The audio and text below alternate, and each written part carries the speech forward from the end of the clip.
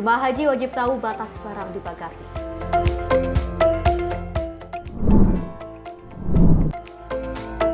Pesawat Air India jatuh di Ahmedabad, India.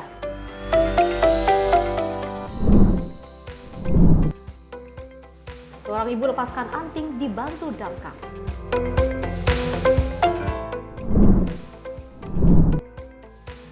Pelaku curanmor tertangkap warga.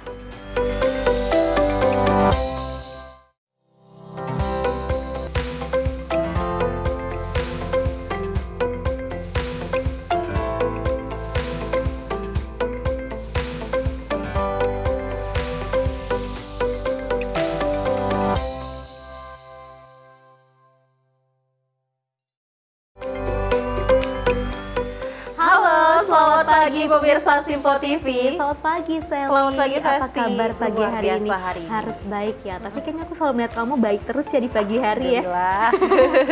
Tentunya kita harus memberikan informasi yang terbaik untuk pemirsa di rumah terkait dengan politikan, ekonomi dan juga berita hiburan lainnya. Dan pasti juga kita akan menghadirkan beberapa pemberitaan terkait dengan peristiwa seperti itu yang juga mengagetkan kita dan juga sangat menggegerkan dan juga menyayat hati ya. Seperti yang terjadi di India, ini ada pesawat yang jatuh seperti itu ya.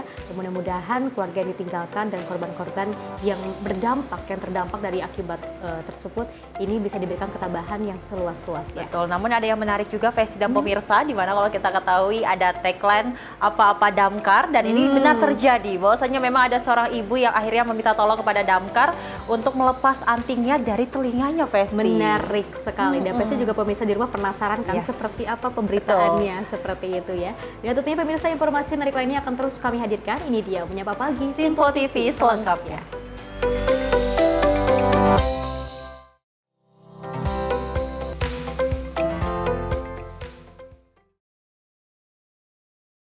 Pemirsa, kita awali dengan berita utama. Proses transisi kebijakan haji yang baru dilakukan oleh otoritas Arab Saudi menyebabkan jemaah haji mengalami kesulitan, bahkan jemaah yang sudah sampai ke Tanah Suci. Memperkuat diplomasi dengan badan haji jadi salah satu langkah terbaik untuk mengurangi resiko terjadinya hal yang tidak diinginkan seperti pemulangan jemaah.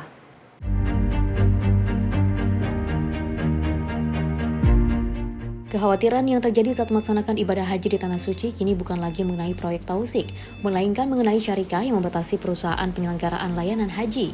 Arab Saudi kini memiliki sistem haji yang tidak lagi mudah berubah, melainkan memiliki kepastian sistem haji yang lebih modern, transparan, dan profesional seperti syarikah ini. Namun dalam masa transisi inilah jamaah dan badan haji lain menghadapi kesulitan-kesulitan. Menurut anggota Komisi 8 DPR, Maman, ialah dengan memperkuat diplomasi haji melalui badan haji dapat mengetahui apa yang sebenarnya dibutuhkan untuk melaksanakan haji sesuai dengan keinginan otoritas Arab Saudi. Yang terbaik itu adalah memperkuat diplomasi haji kita lewat badan haji nanti, sehingga betul-betul kita tahu apa sih yang dimaui oleh Arab Saudi, terutama di bawah progresivitasnya MBS. Jadi saya bertemu dengan teman-teman anak-anak muda di sana, proses digitalisasi, lalu peningkatan standarisasi pariwisata. Ingat, haji dan umroh bagi mereka sekarang sudah bukan nilai-nilai ubudiyah ibadah, tapi lebih-lebih pada profesional, sehingga seluruh fasilitasnya pakai standar destinasi pariwisata dunia. Seperti itu. Yang itu yang harus dipahami. Nah, jangan-jangan orang kita yang masih berpikir Arab Saudi masih zaman jahiliyah, sementara ternyata mereka lebih maju, kitanya yang belum siap. Kita udah mempersiapkan petugas sampai ada yang 5 kali diuji dan tidak lolos. Nah, saya pernah mengatakan di media bahwa insya Allah ini nggak ada, karena proyek tausik atau perluasan Masjidil Haram udah selesai, keren sudah nggak ada persiapan. Tapi ternyata dinamikanya muncul di soal syarikah ini. Jadi menurut saya tidak perlu pansus, yang perlu semua catatan ini menjadi catatan penting kita soal adaptasi dengan penyelenggara haji yaitu Arab Saudi. Kedepannya Imanul Haq Maman berharap agar haji reguler dan haji khusus untuk dihilangkan dan mengikuti sistem negara tetangga Malaysia yang dibagikan per subsidi. Dari Jakarta, Juliandri, Dava Rizkiano, Tim Liputan Simpo TV melaporkan. Selain itu, pemirsa, jemaah haji juga diimbau mematuhi aturan barang bawaan koper menjelang pemulangan dengan batas berat dan larangan barang tertentu seperti air zam-zam dan juga uang tunai yang besar. Data terkini pemirsa, pengiriman koper jemaah wafat akan diatur oleh petugas kloter dan 7 kloter dijadwalkan pulang pada 11 Juni 2025. Menjelang pemulangan jemaah haji ke tanah air, jemaah dihimbau memperhatikan barang bawaan koper, terutama barang-barang yang dilarang dibawa. Koper yang diperbolehkan hanya 2 jenis, yakni koper besar maksimal 32 kg untuk bagasi dan koper kabin maksimal 7 kg yang dibawa ke dalam pesawat. Penimbangan koper besar dilakukan 2 hari sebelum keberangkatan di lobi hotel. Kasih Media Center Haji Dakar Makkah, Dodo Murtado menyampaikan beberapa barang yang dilarang dibawa dalam koper besar antara lain air zam-zam, barang mengandung aerosol, senjata tajam, powerbank berkapasitas di atas 20 mAh, uang tunai 100 juta rupiah ke atas, produk hewani, makanan berbau tajam, serta tanaman hidup dan hasilnya. Barang bawaan jemaah wafat akan diangkut dan disertakan kepada keluarga di tanah air dengan pengawalan petugas kloter. Yang kedua, mengenai ketentuan barang bawaan. Supaya proses pemulangan berjalan tertib dan lancar, ada beberapa hal yang perlu diperhatikan terkait barang bawaan jamaah. Pertama, jemaah hanya boleh membawa 2 koper dengan rincian koper besar dengan berat maksimal 32 kg yang akan dimasukkan ke dalam bagasi pesawat. Kedua, koper kabin dengan berat maksimal 7 kg yang akan dibawa langsung ke dalam pesawat oleh jemaah tersebut. Perlu dicatat, koper besar akan ditimbang di lobi hotel 2 hari sebelum take off atau sebelum terbang ke tanah air. Mohon jemaah hadir di lobi hotel 2 jam sebelum penimbangan mulai untuk pengumpulan koper. Selanjutnya, terkait isi koper besar, sesuai ketentuan ada beberapa barang yang dilarang dibawa di dalam koper besar, yaitu air zam-zam dalam bentuk dan kemasan apapun. Kedua, barang yang mengandung aerosol, gas, magnet, senjata tajam atau mainan dengan baterai. Selanjutnya, powerbank atau mainan dengan baterai berkapasitas lebih dari 20.000 mAh. Selanjutnya, uang tunai senilai 100 juta rupiah atau lebih, atau setara dengan 25.000 real atau lebih. Lalu, bagaimana dengan barang milik jemaah yang wafat? Perlu kami sampaikan, barang bawaan jemaah atau barang bawaan jemaah yang wafat akan menjadi tanggung jawab petugas kloter. Koper besar akan diangkut sesuai kloter awal keberangkatan, disertai surat keterangan dari daerah kerja PPIH Arab Saudi. Kemudian, sementara itu, koper kabin akan dibawa bersama penumpang lain di pesawat. Pada 11 Juni 2025, sebanyak 7 kloter jemaah haji Indonesia dijadwalkan pulang dari Arab Saudi ke tanah air, meliputi kloter dari embarkasi Ujung Pandang, Lombok, Pondok Gede Jakarta, dan Surabaya. Hingga tanggal tersebut tercatat 204 jamaah wafat selama ibadah haji. Tim redaksi Sinpo TV melaporkan. Dari tim pengawas haji DPR RI akan mengevaluasi penyelenggaraan ibadah haji dalam mengatasi berbagai permasalahan yang muncul. Hal ini merespon berbagai persoalan saat pelaksanaan puncak ibadah haji. Hal ini disampaikan oleh anggota Tim Was Haji DPR sekaligus Wakil Ketua DPR RI Adis Kadir. Adis Kadir menyampaikan sejumlah persoalan saat pelaksanaan puncak ibadah haji, diantaranya keterlambatan bis penjemputan, pembagian makanan ke jemaah yang tidak merata, hingga kisruh pembagian kartu nusuk. Selain itu, persoalan lainnya yang datang ialah masih ada jemaah yang belum dapat tempat di Arafah, serta ada yang dari siang sampai malam belum dapat makanan. Sehingga berdasarkan hasil koordinasi dengan pihak Kementerian Agama, yaitu akan melakukan langkah kedaruratan. Kita akan kontrol kembali langkah-langkah kedaruratan yang dilakukan oleh Kementerian Agama untuk mengantisipasi ini. Yang penting pemerintah bersama-sama dengan DPR sebagai pengawas mempunyai niat untuk membuat jemaah ini bisa melakukan ibadah hajinya dengan baik, melakukan ibadah hajinya dengan lancar dan juga menjadi haji yang mabrur. Merespon hal ini, tim pengawas haji DPR RI akan mengevaluasi penyelenggara ibadah haji dalam mengatasi berbagai permasalahan yang muncul. Tim redaksi Sinpo TV melaporkan. Anggota tim pengawas haji DPR RI Edi Wuryanto kembali mengingatkan pentingnya proses screening jemaah sebelum berangkat ibadah haji. Hal ini merespon jumlah jemaah haji Indonesia yang meninggal saat melaksanakan proses ibadah meningkat. Tim pengawas haji DPR RI sejauh ini mendapatkan laporan adanya 115 jamaah haji yang meninggal dunia. Jumlah tersebut bagi DPR RI bukanlah sekedar angka, melainkan bentuk kelalaian dari penyelenggara. Sehingga Tim UAS Haji DPR RI akan menjadikan hal ini sebagai bahan evaluasi. Nah, ini menjadi sorotan kami, terutama kami Komisi 9, mengapa angka kematian jamaah kita tinggi. Soal ya jamaah haji kita memang usianya sudah lanjut dan penyakitnya kronis kompleks. Sementara kita tidak memiliki screening jamaah haji yang memang betul-betul masuk risiko tinggi, itu tidak diizinkan. Padahal ketika mereka berangkat dipaksakan, pasti masalah kesehatannya banyak. Pemerintah Arab Saudi meminta mereka ada screening, sehingga bisa menekan angka kematian jamaah. Lebih lanjut, Edi Wuryanto menyatakan bahwa angka kematian jamaah di 2025 ini jauh lebih banyak dibanding tahun 2024. Sejauh ini mendapatkan laporan adanya 115 jamaah yang meninggal dunia, dibanding 2024 ada sekitar 85 orang yang meninggal. Tim redaksi Sinpo TV melaporkan.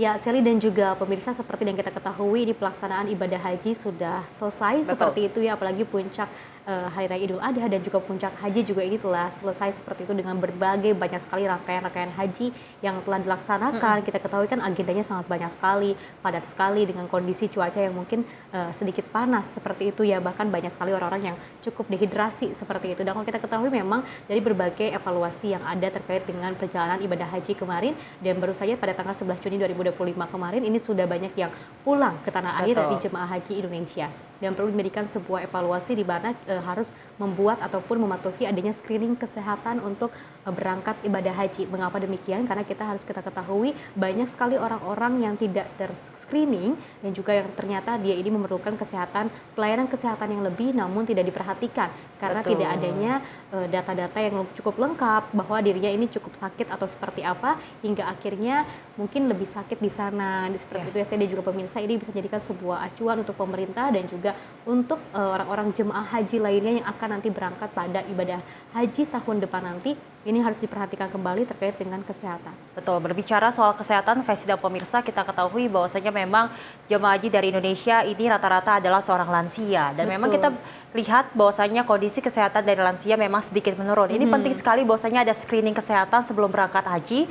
Karena memang kita ketahui ada jemaah haji yang wafat di sana akhirnya memang karena kesehatan yang menurun, bahkan juga padatnya jadwal untuk ibadah haji, dan menjadi perhatian juga bagi pemerintah, di mana kita ketahui dari Menteri Agama Nasaruddin Umar ini telah bernegosiasi bersama pemerintah Arab Saudi mengenai klinik Indonesia yang akhirnya aktif kembali saat ibadah haji. Ini menjadi penting karena memang kita ketahui akhirnya jemaah haji bisa memeriksa kesehatan badannya langsung ke klinik, karena kita ketahui petugas kesehatan di sana adalah orang Indonesia. Jadi mereka memudahkan untuk berkomunikasi bagaimana mereka mengeluhkan soal kondisi kesehatan mereka di sana. Betul, karena kalau kita ketahui kan banyak sekali orang-orang Indonesia yang mungkin keterbatasan bahasa, tidak bisa menggunakan bahasa Inggris, ataupun dari pihak Arab Saudi juga tidak bisa menggunakan bahasa Inggris seperti itu atau bahasa internasional. Maka dari itu dengan adanya kolaborasi antara Menteri Agama dan juga dari pihak Arab Saudi untuk kembali mengoperasikan adanya klinik untuk jemaah haji Indonesia, ini sangat membantu sekali seperti itu. Yang mudah-mudahan di tahun nanti ini akan terus ada pelayanan dari klinik haji untuk Indonesia.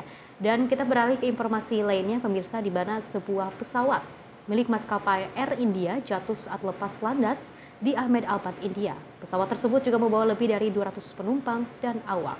Dan dari pihak berwenang setempat hingga kini masih mengumpulkan informasi terkait insiden tersebut. Sebuah pesawat Boeing 7878 Dreamliner milik Air India mengalami kecelakaan saat hendak lepas landas di Ahmedabad, India. Berdasarkan laporan Direktorat Jenderal Penerbangan Sipil India, pesawat itu membawa 242 orang, terdiri dari 230 penumpang, 2 pilot, dan 10 awak kabin. Insiden ini terjadi di Bandara Ahmedabad ketika pesawat hendak terbang menuju London Gatwick dengan nomor penerbangan AI171. Pihak maskapai Air India telah mengonfirmasi kejadian tersebut dan menyatakan tengah berupaya mengumpulkan informasi lebih lanjut terkait insiden tersebut.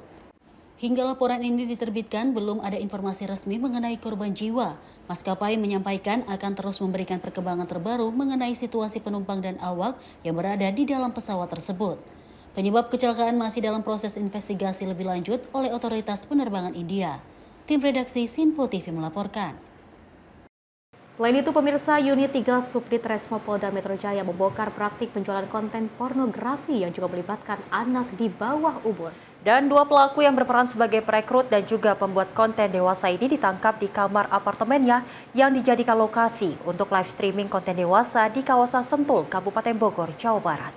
Berkat patroli siber, polisi dari unit 2 Resmo Polda Metro Jaya membongkar praktik penjualan konten pornografi berbasis live streaming di sebuah aplikasi. Dalam sehari, para pelaku dapat meraup keuntungan hingga jutaan rupiah dari hasil bagi-bagi gift dan transfer dari para penonton yang berminat. Dalam kasus ini, polisi menangkap 2 pelaku yaitu Dino dan Fajar yang berperan sebagai pembuatan sekaligus perekrut talent yang melakukan live streaming konten pornografi. Keduanya ditangkap di unit apartemen yang merupakan lokasi pembuatan konten pornografi di kawasan Sentul, Kabupaten Bogor, Jawa Barat bersama 4 korban. Tak hanya menjual konten pornografi, para pelaku juga melibatkan anak di bawah umur dalam pembuatan konten pornografi ini. Saat ini polisi tengah melakukan pemeriksaan secara mendalam, sekaligus melakukan audit keuangan para pelaku untuk menelusuri keuntungan yang diraup para pelaku dalam pembuatan konten pornografi yang melibatkan anak ini. Kami dari D3 Subdit Resmo Polda Metro Jaya berhasil mengamankan 2 orang pelaku mucikari berinisial D dan F yang diduga telah memperjualbelikan konten pornografi yang melibatkan anak di bawah umur. Untuk kedua pelaku kami amankan di apartemen kawasan Sentul di Kabupaten Bogor, Jawa Barat. Dan untuk modus kedua pelaku ini melakukan perekrutan wanita di bawah umur untuk melakukan live aplikasi di Hot 51 tanpa busana. Untuk saat ini kami masih melakukan pendalaman terkait beberapa lama aktivitas ini dilakukan dan beberapa keuntungan yang diraup oleh kedua pelaku tersebut. Selain pelaku, kami juga menyita barang bukti sejumlah handphone yang digunakan untuk live, pakaian yang digunakan saat live, dan juga buku rekening. Kami menduga pelaku dapat menghasilkan uang 2 juta rupiah dalam 1 hari. Atas perbuatan kedua pelaku, kami kenakan pasal berlapis tentang perdagangan orang, pornografi, dan juga perlindungan anak di bawah umur dengan ancaman pidana penjara maksimal 10 tahun. Atas perbuatannya, kedua pelaku dijerat dengan Undang-Undang Perdagangan Orang, Pornografi, dan Perlindungan Anak dengan ancaman pidana 10 tahun penjara. Dari Jakarta, tim Sinpo TV melaporkan. Peristiwa lainnya, Polresta Solo juga mengungkap kasus pembobolan dapur satuan pelayanan pembunuhan gizi di Solo yang juga disiapkan untuk program makan bergizi gratis. Dan 2 pelaku yang terekam oleh kamera CCTV saat melancarkan aksinya tersebut, 1 diantaranya dibekuk saat berada di jalan. Sedangkan 1 lainnya pemirsa kabur dan masih dalam pengejaran polisi. Tim Resmo Polresta membekuk 1 pelaku pembobol dapur Satuan Pelayanan Pemenuhan Gizi atau SPPG di Solo, Jawa Tengah yang disiapkan untuk program makan bergizi gratis. 1 pelaku yang dibekuk ini berinisial S, di mana 1 itu tengah berada di jalan dan langsung dilakukan penyergapan yang kemudian dibawa ke Mapolresta Solo. 1 pelaku yang dibekuk ini diduga merupakan otak dari kasus pencurian di dapur makan bergizi gratis yang terjadi beberapa waktu lalu di kawasan Serengan, Solo, Jawa Tengah. Sedangkan pelaku lainnya masih dalam pengejaran petugas. Kasat Reskrim Polresta Solo AKP Prastio Triwibowo mengatakan bahwa pihaknya saat ini masih berupaya untuk melakukan pengungkapan kasus pembobolan dapur makan bergizi gratis ini. 1 pelaku yang dibekuk ini juga merupakan seorang residivis, di mana komplotan ini merupakan spesialis pencurian rumah kosong yang sering beraksi secara acak di wilayah Solo Raya. Pelaku sudah menggunakan helm, sudah menggunakan masker. Akhirnya kita harus mengidentifikasi dari body shaming-nya, dari ciri-ciri khususnya. Pada intinya sudah terungkap, tapi kita tidak puas dengan hal itu, kita akan melakukan pengembangan. Sekarang identifikasinya pelakunya lebih dari 1 orang atau? Pelaku lebih dari 1 orang sesuai dengan apa yang dilakukan oleh si korban. Kalau hasil pengamatan awal atau hasil pengembangan awal, yang bersangkutan asal menyasar, tapi memang menyasar pada rumah kosong dengan barang-barang yang ada di dalamnya. Kalaupun nggak ada barang berharga, apa yang bisa dijual sama dia. Barangnya apa dijual atau barangnya dijual. Residivis atau residivis. Selain 1 pelaku, polisi juga mengamankan sejumlah barang bukti, di antaranya telepon genggam, tang, dan obeng yang digunakan pelaku untuk merusak gembok dan mencokel pintu. Seperti diberitakan sebelumnya, sempat beredar rekaman CCTV yang memperlihatkan aksi pencurian yang dilakukan 2 orang tak dikenal di sebuah dapur makan bergizi gratis di kota Solo. Dari peristiwa ini, para pelaku menggasak sejumlah peralatan memasak dan peralatan tukang. Dari Solo, Jawa Tengah, Raditya Hermansyah, Sinpo TV melaporkan. Ya, Sally dan juga pemirsa, sebenarnya ini dari dapur SPPG yang berada di Solo ini sebetulnya belum beroperasi, tapi ini sudah dalam rencana akan dioperasikan untuk anak-anak yang berada di Solo. Namun sangat disayangkan sekali ketika ada 2 orang oknum yang nakal, yang tega mencuri barang-barang yang berada di dapur SPPG yang berada di Solo tersebut. Seperti itu ya, ini sangat disayangkan sekali. Mungkin dalam segi pengawasan mereka sudah melakukan yang terbaik dengan mengadakan adanya kamera CCTV, tapi mungkin juga tidak adanya pengawasan untuk ada yang berada di sana. Karena kalau kita ketahui kan Sally, ini kan untuk program makan bergizi gratis ini sangat baik sekali ya untuk masyarakat, untuk menurunkan angka stunting, tapi masih ada orang-orang yang mungkin tidak aware sampai tega untuk mencuri barang-barang yang ada di sana, sehingga ini kan akan digencarkan, akan baru beroperasi. Jadinya ketika akan beroperasi, ketika ada peristiwa seperti ini jadi tidak terkendala. Betul, harusnya kita sebagai masyarakat mendukung apa yang menjadi program dari Presiden Prabowo Subianto yang memang kita ketahui adalah untuk menurunkan angka stunting di Indonesia. Dan memang kalau kita ketahui 2 dari tersangka ini memang 1 diantaranya sudah ditangkap dan 1 masih dalam pengejaran pihak polisi. Kita berharap bahwasanya memang dari pihak kepolisian Solo Jawa Tengah dapat meringkus pelaku yang satunya lagi, karena kita ketahui ini agar tidak terjadi lagi pencurian di dapur makan bergizi gratis, karena memang kita ketahui dari 2 pelaku tersebut ini 1 diantaranya ditemukan barang bukti berupa tang dan obeng untuk melancarkan aksinya, Festi. Ya, dan kita juga turut mengapresiasi dari langkah pihak kepolisian yang juga dengan sigap akhirnya bisa menemukan 1 dari antaranya 2 orang pelaku. Ini bisa diamankan dan 1 orangnya masih dalam pengejaran ataupun pencarian. Mudah-mudahan bisa terselesaikan dan juga cepat tertangkap agar tidak ada lagi kasus yang serupa. Dan pemirsa, informasi menarik lainnya akan terus kami hadirkan usai jeda berikut ini.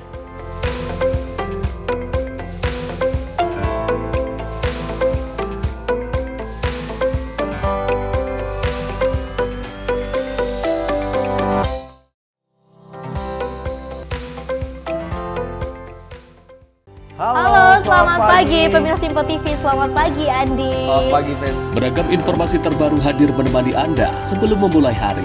Itu memang dari Menteri Perhubungan juga mendukung, dari Menteri Keuangan juga mendukung, dan kita sebagai masyarakat pun juga harus mendukung. Mengangkat isu yang tengah menjadi pembicaraan paling hangat. Semarakan pagi Anda bersama Menyapa Pagi. Setiap Senin hingga Jumat pukul 6 pagi. Hanya di Simpo TV.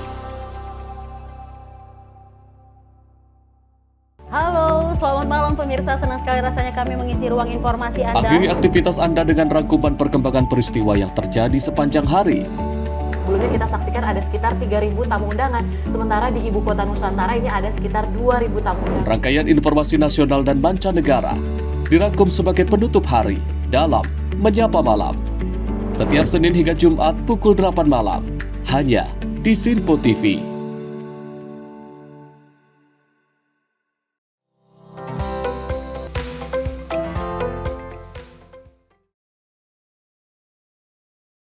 Terima kasih pemirsa, Anda masih menyaksikan Menyapa Pagi Simpo TV, dan kita lanjutkan informasinya. Di mana Presiden Republik Indonesia Prabowo Subianto menyerahkan langsung surat keputusan pengangkatan hakim kepada 40 perwakilan calon hakim. Tentunya pemirsa, penyerahan SK dilakukan dalam acara pengukuhan ribuan calon hakim yang juga digelar di Gedung Mahkamah Agung Jakarta. Presiden RI Prabowo Subianto menyerahkan langsung surat keputusan tentang pengangkatan hakim kepada 40 perwakilan calon hakim yang ada di lingkungan Mahkamah Agung. Momen ini dilakukan dalam acara pengukuhan ribuan calon hakim yang digelar di Gedung MA Jakarta pada Kamis 12 Juni 2025. Presiden Prabowo Subianto terlihat berdiri didampingi Ketua MA Sunarto dan Wakil Ketua Mahkamah Agung bidang non-yudisial Soeharto di atas panggung. Setelahnya pembawa acara memanggil perwakilan 40 calon hakim yang terpilih untuk maju satu persatu ke panggung. Para calon hakim yang juga maju ke panggung mendapat SK dari Prabowo dan berkesempatan bersalaman dengan orang nomor 1 di Indonesia. Para calon hakim yang maju berasal dari perwakilan peradilan umum, peradilan agama, peradilan tata usaha, negara, dan peradilan militer. Setelah prosesnya selesai, Prabowo pun menyampaikan sambutan dan arahan di acara pengukuhan tersebut. Ini adalah suatu kehormatan besar bagi saya. Terima kasih atas undangan ini. Saya merasa penting dan saya merasa perlu untuk hadir di setiap acara yang diselenggarakan oleh setiap lembaga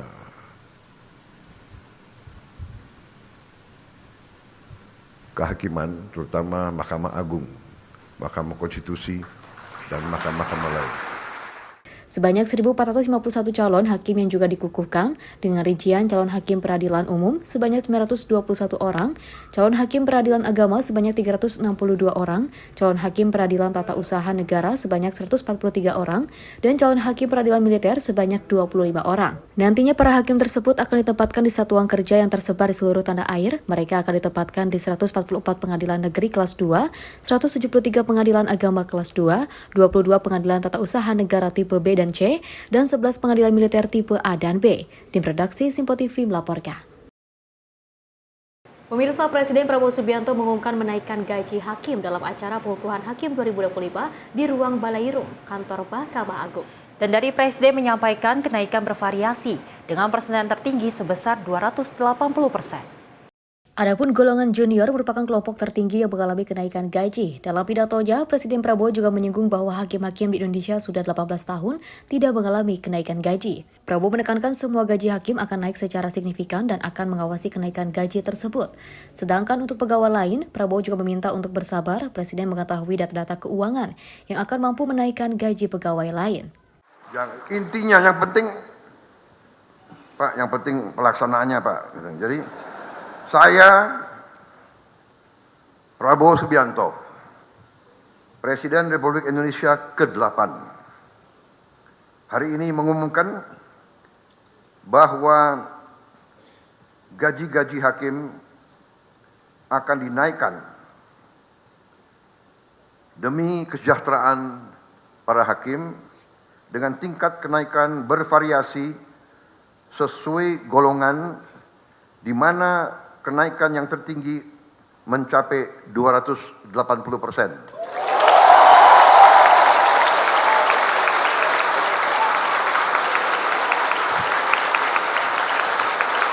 Dan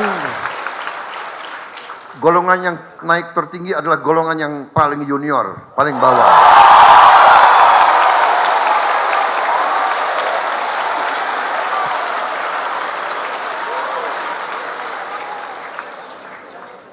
Tapi semua hakim akan naik secara signifikan, ya, secara signifikan. Dan saya monitor terus. Dan semua pegawai lain sabar. Saya sebenarnya masih anggap ini kurang besar, tapi sudahlah. 18 tahun hakim tidak menerima. 3% aja nggak terima, benar. 5% aja tidak terima, benar. Hari ini Presiden Prabowo Subianto ambil keputusan naik yang paling junior 280%.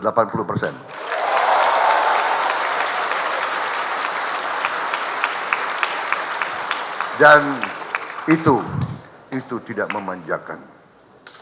Itu tidak memanjakan. Daripada uang negara dicuri oleh makhluk-makhluk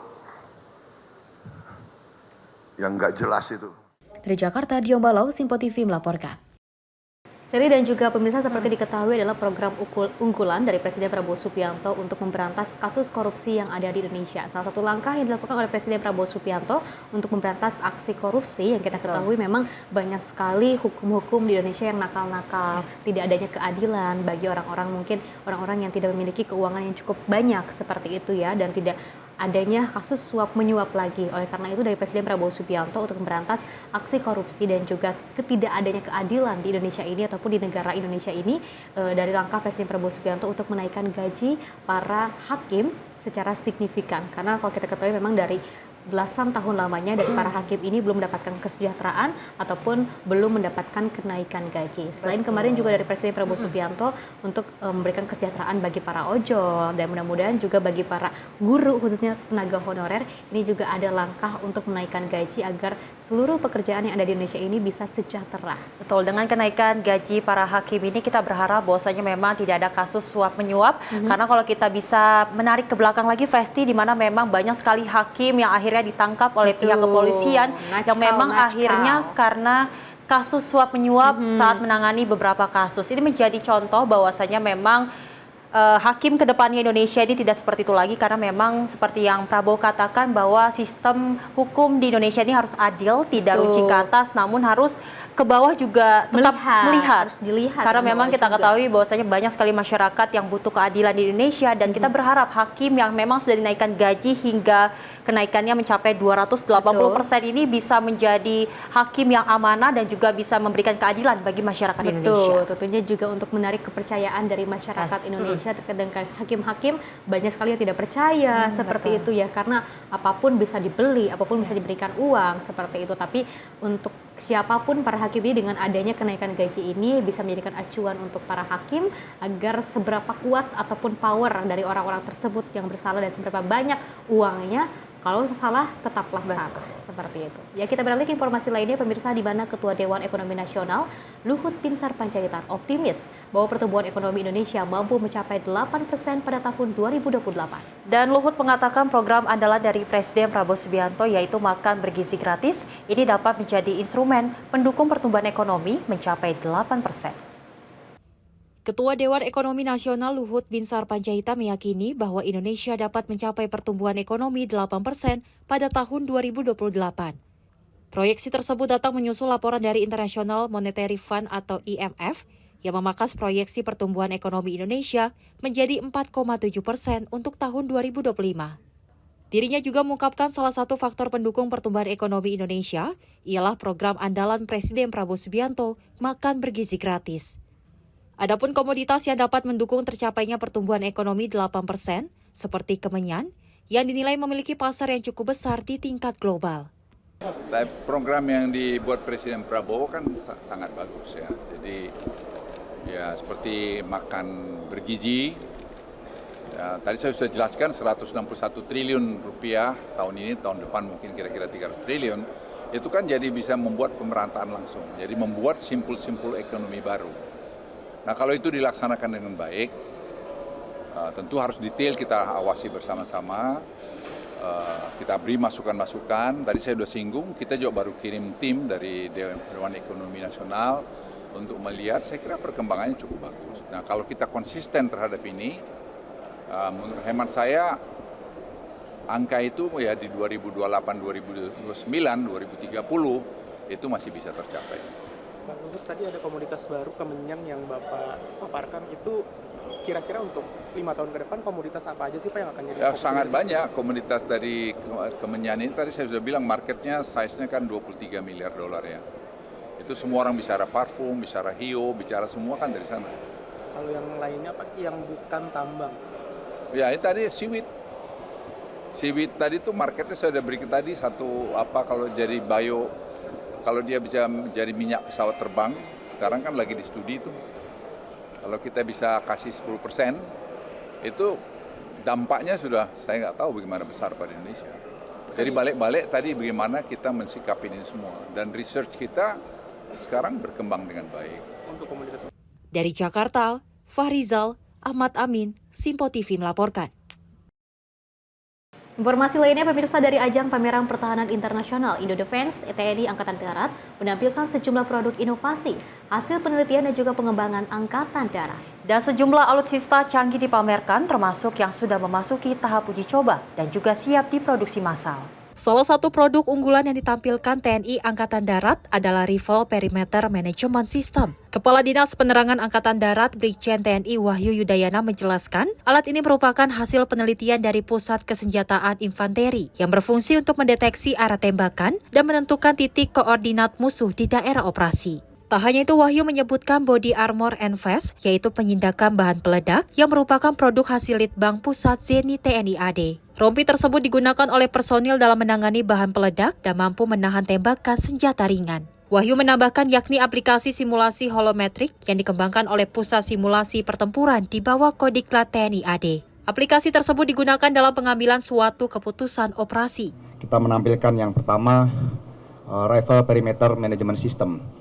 Ini merupakan hasil litbang dari Pusat Kesenjataan Infanteri untuk mendeteksi arah tembakan dari musuh dan juga mendeteksi lokasi titik koordinat musuh di daerah operasi. Dan Alat ini sudah disertifikasi dan saat ini tahapannya pada tahap uji coba. Nanti tentu akan memasuki tahapan lanjutan dari litbang tersebut untuk proses produksi maupun penggunaannya. Lalu ada juga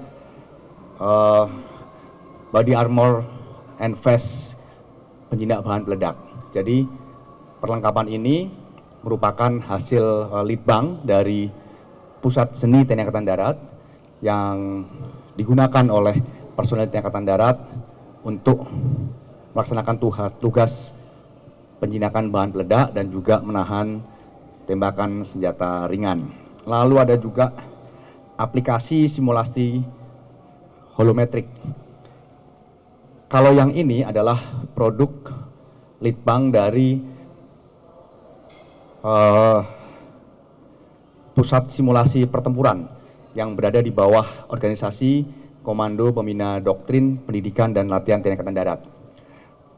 Alat ini, aplikasi simulasi holometrik, digunakan dalam proses pengambilan keputusan dalam pelaksanaan operasi. Jadi dalam pelaksanaan tugas operasi itu, pada satu tahapan momen dari operasi tersebut, komandan satuan akan menerima perintah dari komando yang di atasnya. Lalu setelah itu, komandan satuan harus segera melaksanakan kegiatan briefing yang mencoba meminta masukan dari beberapa staf terkait berkaitan dengan tugas yang diberikan. Dari Jakarta, Jihan Nabila, Mutia Agiani, Simpo TV melaporkan. Pemirsa, dari Gubernur Banten Andra Soni juga menegaskan komitmen pemerintah Provinsi Banten untuk mendukung karya inovasi anak bangsa agar bisa digunakan secara luas oleh masyarakat. Hal tersebut diungkapkan usai membuka gelar teknologi tepat guna ke-19 tingkat Provinsi Banten di Gedung Negara Banten.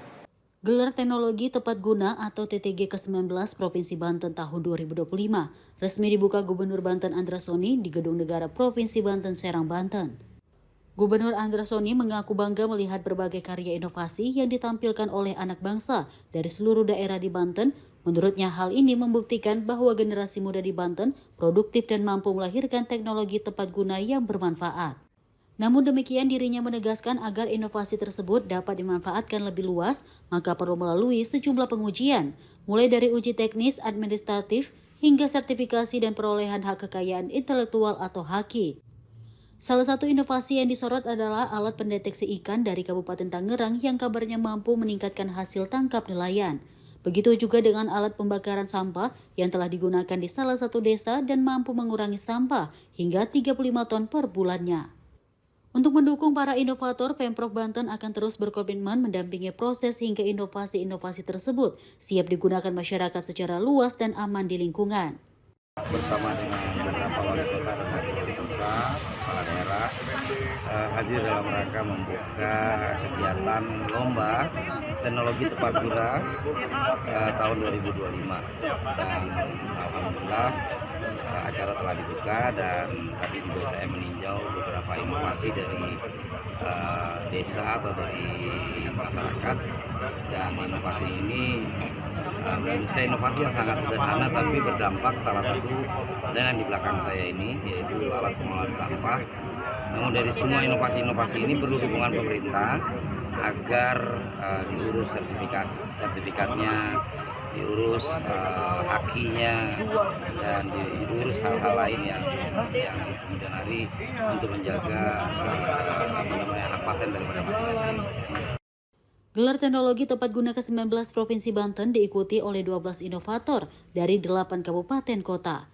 Para peserta membidik 3 kategori lomba yaitu tepat guna, unggulan, dan posyantek. Para pemenang akan mewakili Banten ke ajang nasional Gelar Teknologi Tepat Guna selanjutnya. Dari Serang, Banten, Firman Arif, Simpo TV melaporkan. Dari Pemprov Banten ini sangat memberikan apresiasi yang sebesar-besarnya bagi para anak muda yang juga memiliki inovasi dan juga kreativitas yang sangat luar biasa.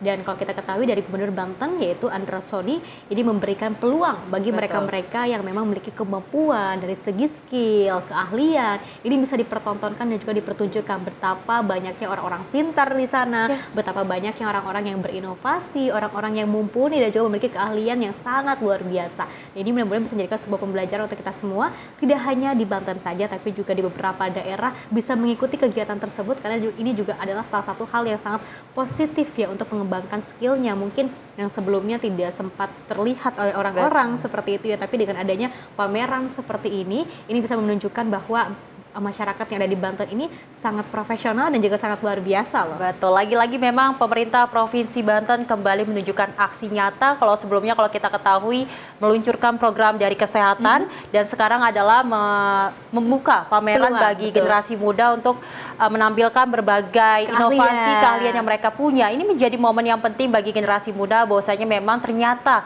anak Indonesia juga banyak yang pintar Festi untuk melakukan inovasi di Indonesia. Betul. Saat ini Terlebih memang kalau kita ketahui era yang semakin modern ini, kita perlu bahwasanya memang generasi muda ini dapat bersaing di kancah internasional, dan ini menjadi hal yang penting dan patut dilakukan di pemerintah-pemerintah provinsi lainnya, karena memang kita ketahui generasi muda ini butuh wadah untuk menunjukkan bagaimana mereka alih-alih yang mereka punya dalam diri mereka masing-masing. Betul, daripada kita melakukan hal negatif, mendingan kita jadi orang yang jauh lebih aktif seperti itu. Dan kita lanjutkan informasinya pemirsa, di mana selain bertugas memadamkan api dan juga menyelamatkan manusia maupun hewan, kali ini petugas pemadam kebakaran di Kabupaten Lampung Selatan mendapatkan tugas unik, yakni memperbaiki genteng rumah warga yang sudah 1 tahun mengalami kebocoran. Dan merespon kesulitan masyarakat, Damkar dari Lampung Selatan mengerahkan 2 petugas ke lokasi. Kata yang disematkan oleh masyarakat apa-apa damkar memang benar adanya. Kali ini petugas pemadam kebakaran di Kabupaten Lampung Selatan diminta memperbaiki genteng atau karpus rumah milik Sutiem, warga desa Tanjung Agung, Kecamatan Katibung, Lampung Selatan.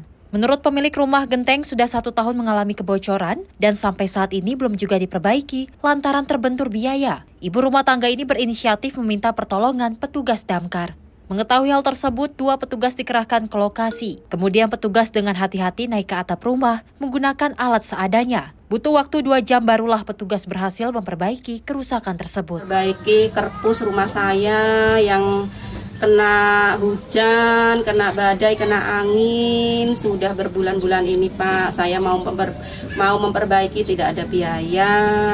Saya komunikasi dengan Pak Damkar, alhamdulillah langsung direspon Pak. Saya komunikasi, saya telepon, sehari langsung direspon, alhamdulillah. Kepala Bidang Penyelamatan Ruli Fikriansyah membenarkan adanya warga yang meminta pertolongan memperbaiki genteng yang sudah lama bocor.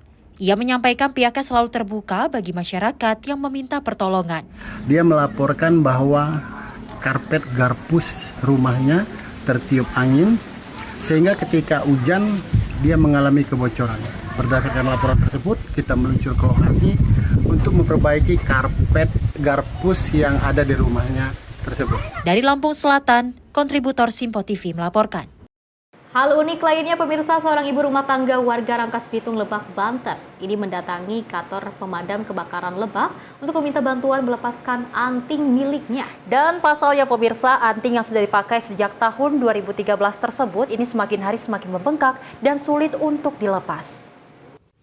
Seperti inilah proses pelepasan anting yang dilakukan petugas pemadam kebakaran Kabupaten Lebak kepada seorang ibu rumah tangga asal Rangkas Bitung, Lebak, Banten.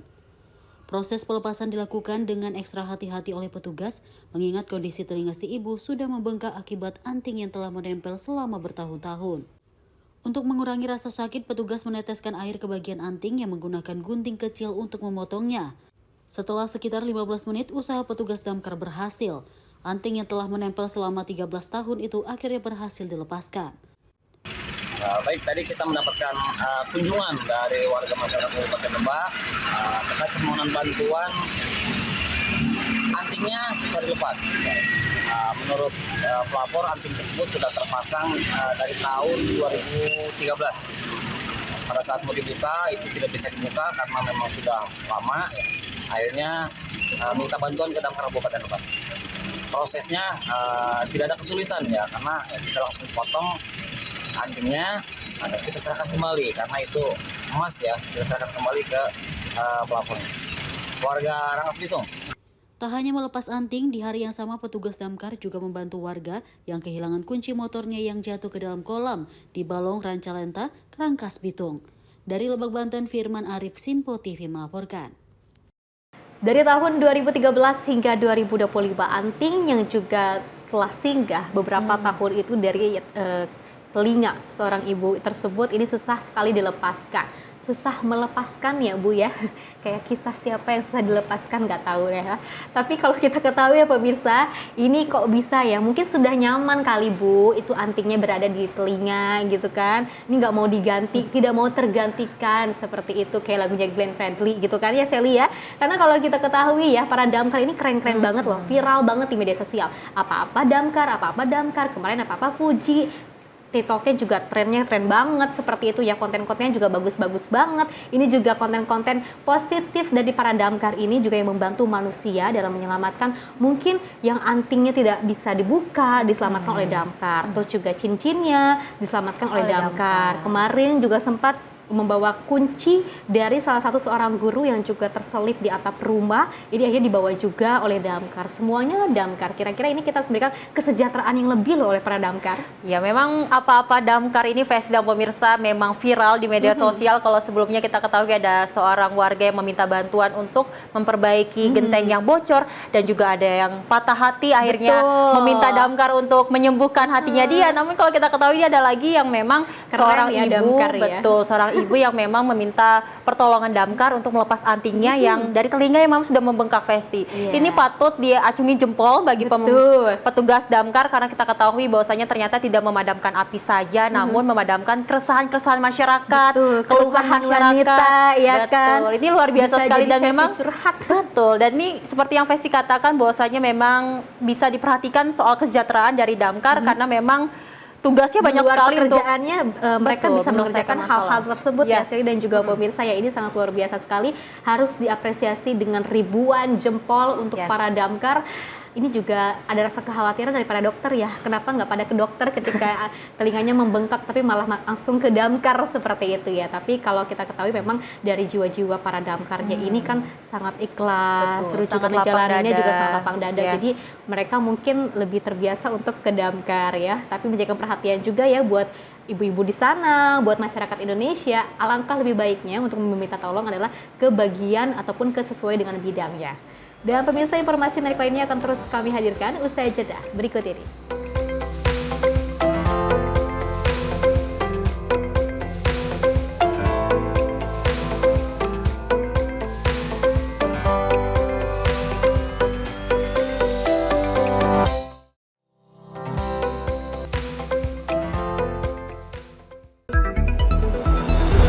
Jadilah yang pertama mengetahui perkembangan terkini seputar informasi dari lembaga parlemen. Punya data nasional, tidak ada satupun backup berarti kan?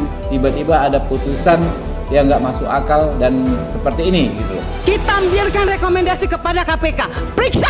Kami hadirkan informasi paling akurat untuk mengawal setiap informasi dalam rapat komisi dan paripurna. Tentunya bersama saya Andi Rezaldi yang telah kami rangkum dalam program Sinpo Parlemen. Saya Arif Tufan. Saksikan Sinpo Parlemen setiap Sabtu pukul 6 pagi, hanya di Sinpo TV. Pemirsa, Sinpo TV kembali hadir menemani Anda dengan berbagai informasi yang telah kami rangkum dalam sepekan. Sajian lengkap informasi sepekan kami hadirkan untuk Anda. Badan Legislasi DPR menemui masa unjuk rasa di depan gedung DPR RI Senayan, Jakarta. Menemani akhir pekan Anda bersama keluarga dengan rangkuman berita menyeluruh dalam Sinpo Sepekan setiap minggu pukul 6 pagi hanya di Sinpo TV.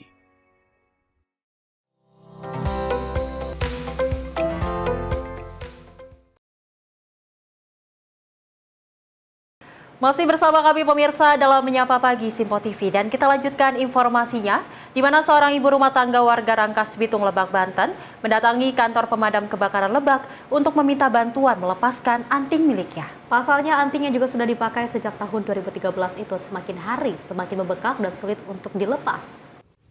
Seperti inilah proses pelepasan anting yang dilakukan petugas pemadam kebakaran Kabupaten Lebak kepada seorang ibu rumah tangga asal Rangkas Bitung, Lebak, Banten. Proses pelepasan dilakukan dengan ekstra hati-hati oleh petugas, mengingat kondisi telinga si ibu sudah membengkak akibat anting yang telah menempel selama bertahun-tahun. Untuk mengurangi rasa sakit, petugas meneteskan air ke bagian anting yang menggunakan gunting kecil untuk memotongnya. Setelah sekitar 15 menit, usaha petugas damkar berhasil. Anting yang telah menempel selama 13 tahun itu akhirnya berhasil dilepaskan. Baik, tadi kita mendapatkan kunjungan dari warga masyarakat Kabupaten Lebak terkait permohonan bantuan antingnya susah dilepas. Menurut pelapor, anting tersebut sudah terpasang dari tahun 2013. Pada saat mau dibuka itu tidak bisa dibuka karena memang sudah lama. Akhirnya minta bantuan ke Damkar Kabupaten Lebak. Prosesnya tidak ada kesulitan ya, karena kita langsung potong antingnya, kita serahkan kembali karena itu emas ya, kita serahkan kembali ke pelapornya. Warga Rangkas Bitung. Tak hanya melepas anting, di hari yang sama petugas damkar juga membantu warga yang kehilangan kunci motornya yang jatuh ke dalam kolam di Balong Rancalenta, Rangkas Bitung. Dari Lebak, Banten, Firman Arif, Sinpo TV melaporkan. Pemirsa, 3 lagu kebangsaan Pakistan, Indonesia, dan juga Palestina berkumandang hikmat di Unhan RI menyatukan tamu negara, pejabat, dan mahasiswa dalam suasana yang haru dan juga penuh hormat.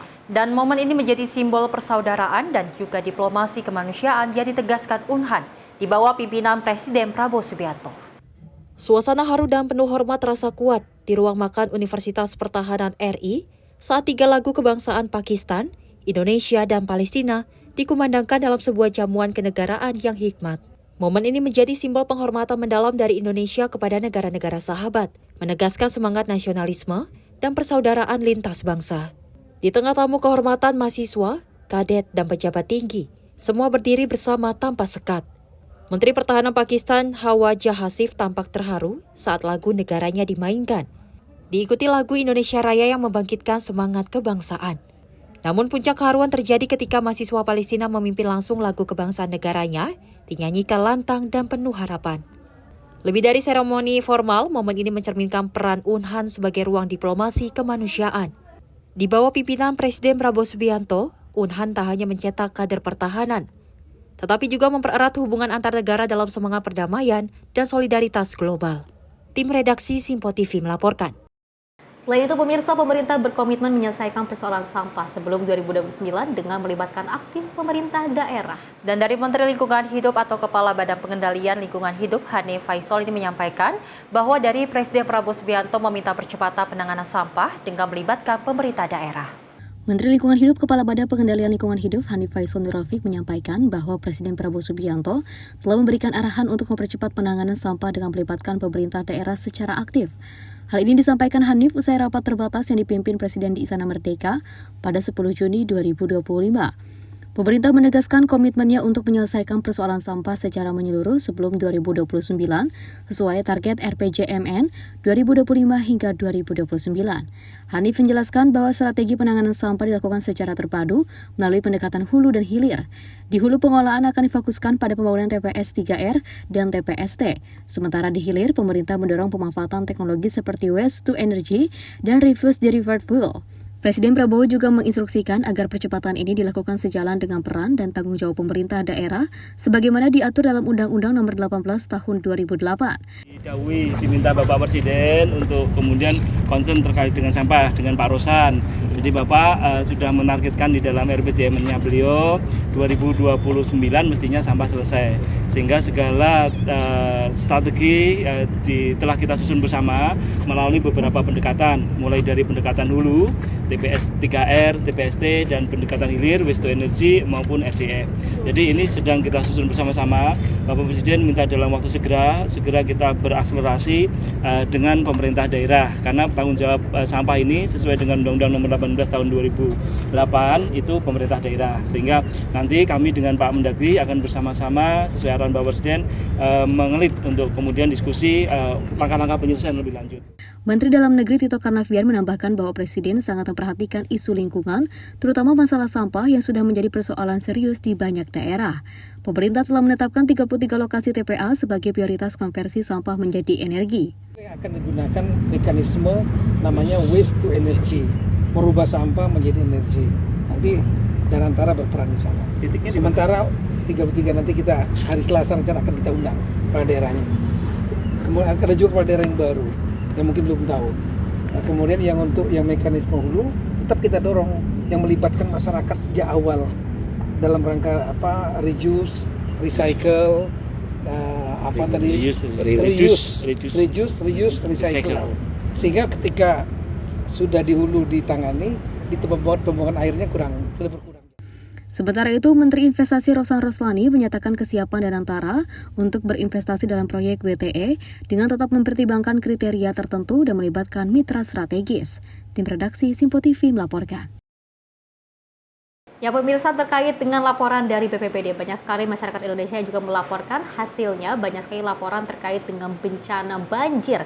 Ini sudah sangat banyak sekali beberapa kawasan yang ada di Indonesia, seperti beberapa bulan yang lalu, ini banyak sekali kejadian banjir, bahkan di kawasan Jabodetabek, apalagi di Bekasi, cukup tinggi sekali banjir-banjirnya seperti itu, bahkan juga merugikan kerugian material yang sangat banyak sekali harta benda yang juga hilang karena akibat dari adanya banjir tersebut. Dan salah satu penyakit ataupun penyebab adanya banjir tentunya juga adanya tumpukan sampah yang sudah menggunung, yang sudah membumbung tinggi seperti asap kebakaran, seperti itu ya sekali juga pemirsa ya. Ini harus dijadikan sebuah pembelajaran untuk kita semua agar kita bisa lebih sadar lagi terkait dengan harus bagaimana kita cari membersihkan lingkungan, membuang sampah ke tempatnya seperti itu. Jangan sembarangan membuang sampah karena efeknya tidak hanya untuk kita semua tapi juga untuk diri kita sendiri seperti itu ya. Dan ada dari penyakit-penyakit kulit seperti itu. Dan memang kalau kita ketahui masalah sampah ini selalu menjadi masalah utama dari negara kita Indonesia. Dan ini menjadi perhatian serius dari pemerintahan Prabowo Subianto dan Gibran Rakabuming Raka, bahwasanya memang Prabowo meminta kepada Menteri Lingkungan Hidup dan juga kementerian terkait untuk menangani sampah sebelum tahun 2029. Dan memang dari Menteri Lingkungan Hidup telah melakukan berbagai cara, salah satunya adalah penambahan TPA yang memang kita ketahui masih sedikit di Indonesia. Dan memang kita ketahui sampah sampah dari rumah-rumah masyarakat memang cukup banyak. Ini menjadi perhatian juga bagi pemerintah, bahwasanya memang masalah sampah terus cepat ditangani. Betul, karena memang banjir salah satunya penyebabnya adalah sampah. Tapi kalau kita ketahui bahwasanya memang masih kurangnya kesadaran masyarakat tentang pentingnya membuang sampah di tempatnya. Betul, karena memang kalau kita ketahui di kali-kali, di sungai ini banyak sekali sampah. Dan memang kalau kita lihat di media sosial, salah satunya di Pandawara Group, generasi muda dari Jawa Barat yang memang turun tangan langsung menangani sampah, bagaimana tumpukan di sungai-sungai, di kali-kali. Ini mereka lihat, bahkan Festi dan pemirsa, ditemukan sampah bahwasanya ada kasur, ada lemari. Ini menjadi perhatian juga. Sampai dibuang-buang kayak gitu sembarangan ya. Jangan sampai sembarangan membuang sampah yang akhirnya membuat banjir yang berkepanjangan, lagi-lagi nanti disalahkan pemerintah, padahal dari masyarakatnya sendiri belum sadar akan pentingnya membuang sampah pada tempatnya, Festi. Betul, dan kita juga harus mengapresiasi kepada Gubernur Jawa Barat Deddy Mulyadi yang begitu berani, salah satu gubernur konten seperti itu ya. Tapi kalau kita ketahui konten-kontennya pun ini sangat positif sekali. Ini juga dimana kita ketahui dari berbagai media sosial, bahkan orang-orang pun ada yang mempostingnya terkait dengan Deddy Mulyadi yang turun langsung ke gorong-gorong ke sungai seperti itu untuk membersihkan sampah yang ada di Jawa Barat. Mudah-mudahan ini bisa menjadikan sebuah contoh bagi pejabat-pejabat lainnya agar bisa aware lagi terhadap sampah yang ada di Indonesia. Dan kita lanjutkan pemirsa ke informasi lainnya, di mana Presiden Prabowo Subianto juga menegaskan komitmen pemerintah. Namun Sally dan juga pemirsa, kalau kita ketahui ya, sebelum kita ke pemberitaan sebelumnya, selanjutnya maksud kami, ini kita langkah yang sangat apresiasi, yang sangat luar biasa dari Gubernur Jawa Barat Deddy Mulyadi yang begitu berani untuk memberantas aksi-aksi dari sampah yang juga berserakan di Jawa Barat seperti itu ya. Salah satunya beliau ini sangat pintar sekali dengan maksudnya adalah untuk menggusur orang-orang yang misalnya merusak lingkungan hidup seperti itu ya. Satunya juga ada di wisata-wisata yang ada di puncak. Ini juga sangat luar biasa sekali ya. Akhirnya digusur dan juga diselamatkan dan tidak ada lagi aksi-aksi dari banjir yang juga merajalela di Jawa Barat maupun di daerah lainnya. Dan pemirsa, kita lanjutkan informasinya di mana Presiden Prabowo Subianto menegaskan komitmen pemerintah dengan alokasi anggaran pendidikan tertinggi dalam sejarah saat meresmikan kampus Bhinneka Tunggal Ika Unhan Republik Indonesia. Ia juga menekankan pentingnya Unhan mencetak pemimpin yang menguasai ilmu pengetahuan dan teknologi untuk kemajuan bangsa. Dalam peresmian kampus Bhinneka Tunggal Ika Universitas Pertahanan RI, Presiden Prabowo Subianto menegaskan bahwa pendidikan adalah fondasi utama kemajuan bangsa. Ia menyampaikan komitmen kuat pemerintah dalam mendukung sektor ini. Dibuktikan dengan alokasi anggaran pendidikan tertinggi dalam sejarah APBN Indonesia. Prabowo juga menekankan bahwa Unhan tidak hanya mencetak pemimpin di bidang pertahanan, tetapi juga untuk berbagai sektor kehidupan berbangsa. Menurutnya, penguasaan ilmu pengetahuan dan teknologi adalah kunci utama untuk keluar dari kemiskinan dan mendorong kemajuan nasional. Saya memandang bahwa lembaga pendidikan inilah yang menentukan apakah kita berhasil sebagai bangsa atau kita tidak berhasil sebagai bangsa. Semua bermula dari lembaga pendidikan, dari pendidikan. Sebagai Presiden Republik Indonesia, saya mengajukan APBN di mana sektor pendidikan mendapat porsi alokasi anggaran yang tertinggi dari seluruh anggaran negara. Pendidikan adalah yang tertinggi. Dan kalau tidak salah, yang tertinggi selama sejarah Republik Indonesia. Undang-undang mengharuskan kita menganggarkan 20% untuk pendidikan. Kalau tidak salah, anggaran kita di atas itu. Khususnya kita di zaman kita sekarang adalah sains dan teknologi harus kita kuasai. Di dunia modern ini, hanya dengan sains dan teknologi kita bisa menghilangkan kemiskinan. Kita bisa menjadi negara maju, negara modern. Kalau melihat kesulitan, if you see a difficulty, if you see a problem, do not run away from the problem. Do not run away from the difficulty. Run towards the difficulty. Run towards the problem and solve the problem. Itu yang kita harapkan.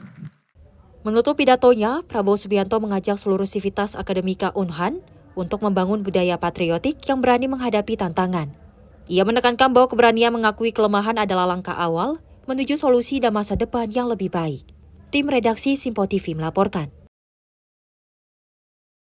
Selain itu, pemirsa, Kementerian Sosial terus melakukan perekrutan 4.000 lebih guru untuk sekolah rakyat. Dan dari Menteri Sosial Saifullah Yusuf memastikan 100 sekolah rakyat akan beroperasi pada Juli nanti di tahun ajaran baru untuk tahap pertama. Kementerian Sosial terus melakukan finalisasi terhadap program sekolah rakyat. Saat ini perekrutan terhadap guru mulai dilakukan untuk mempercepat penyelenggaraan program tersebut. Diharapkan sebanyak 4.000 lebih guru akan rampung dalam perekrutan hingga akhir Juni nanti. Sehingga untuk tahap awal 100 sekolah rakyat bisa beroperasi pada tahun ajaran baru yang akan digelar pertengahan bulan Juli. Alhamdulillah semua berjalan baik ini. Sekarang udah dibuka untuk rekrutmen guru, ya. Insya Allah nanti di tanggal 23-24 proses rekrutmen guru semua udah selesai, sekitar 4.000 guru lebih.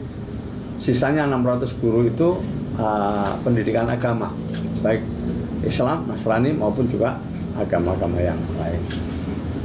Semuanya berjalan dengan baik, Satgas juga jalan, Sarpros juga jalan, semuanya berjalan.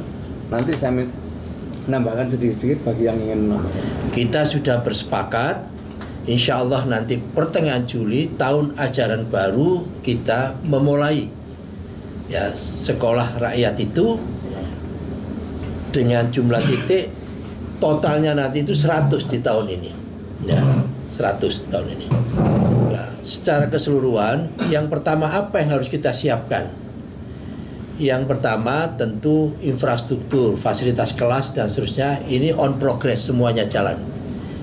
Kementerian PU yang akan mengeksekusi, termasuk juga rencana bekerjasama dengan beberapa perusahaan BUMN untuk dia bisa berpartisipasi di dalam melaksanakan khususnya infrastruktur tadi itu. Selain perekrutan terhadap guru, infrastruktur dan fasilitas untuk sekolah rakyat masih terus dilakukan oleh Kementerian Pekerjaan Umum. Dari Jakarta, Dio Balau, Simpo TV melaporkan. Salah satu langkah untuk mencerdaskan bangsa dari Presiden Prabowo Subianto adalah menghadirkan sekolah rakyat bagi seluruh anak-anak yang ada di Indonesia. Salah satunya adalah di beberapa 100 titik yang ada di Indonesia ini akan dibangun sekolah rakyat dan akan rampung pada Juli mendatang. Dan kalau kita ketahui ini harus sekali diapresiasi dan juga didukung bersama-sama karena masih banyak orang-orang ataupun anak-anak yang tidak bisa sekolah karena keterbatasan ekonomi. Betul. Kurangnya ekonomi yang meningkat seperti itu, karenanya jadinya mereka tidak bisa untuk bersekolah. Dan mudah-mudahan dengan adanya sekolah rakyat tidak hanya menyediakan sekolah saja tapi juga untuk bisa menyediakan barang-barang sekolah untuk orang-orang yang tidak mampu ya, seperti alat tulis,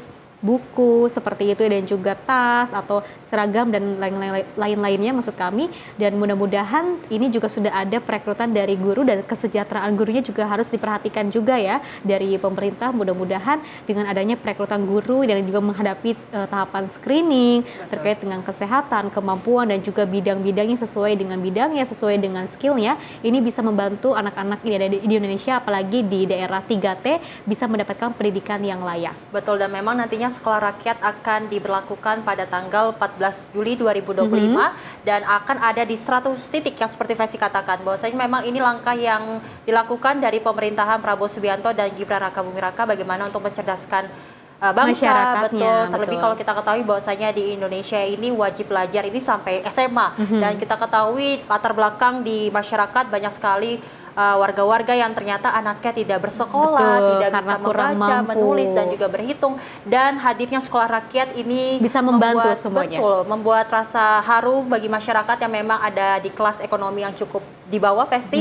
Dan memang kita berharap bahwasanya dengan hadirnya sekolah rakyat dari antusias masyarakat juga semakin semangat untuk belajar. Harus ada gencaran lagi yang karena baru. kita ketahui target dari pemerintahan bahwasanya Indonesia Emas 2045 pastinya akan dimulai segera terwujud ya 5 tahun ke depan. Dimulai dari akarnya yaitu generasi muda yang memang diwujudkan melalui pendidikan. Betul, pelayanan pendidikan yang sangat luar biasa. Mudah-mudahan ini bisa mendorong perekonomian Indonesia dan juga mencerdaskan bangsa. Tidak ada lagi orang-orang Indonesia juga yang tertipu karena minimnya pendidikan dan juga edukasi. Dan pemirsa, informasi menarik lainnya akan terus kami hadirkan usai jeda berikut ini.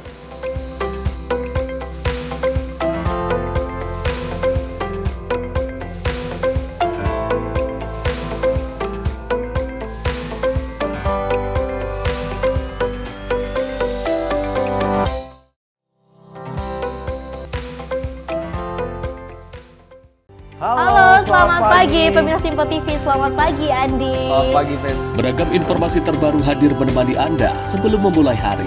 Itu memang dari Menteri Perhubungan juga mendukung, Betul. dari Menteri Keuangan juga mendukung, dan kita sebagai masyarakat pun juga harus mendukung. Mengangkat isu yang tengah menjadi pembicaraan paling hangat. Semarakan pagi Anda bersama Menyapa Pagi. Setiap Senin hingga Jumat pukul 6 pagi. Hanya di Simpo TV.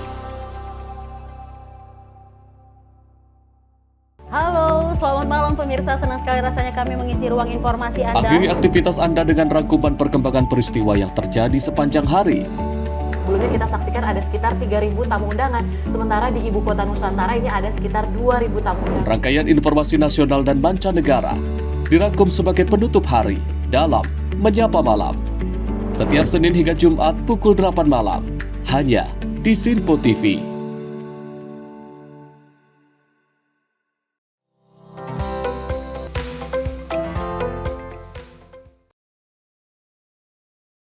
Selamat pagi pemirsa, Anda masih menyaksikan Menyapa Pagi Simpo TV dan kita lanjutkan informasinya di mana Satgas Damai Kartens berhasil menangkap seorang anggota kelompok kriminal bersenjata yang sering beraksi di Kabupaten Puncak Ilaga. Dari hasil penangkapan, aparat juga mengamankan satu pucuk senjata laras pendek dan juga dokumen lainnya.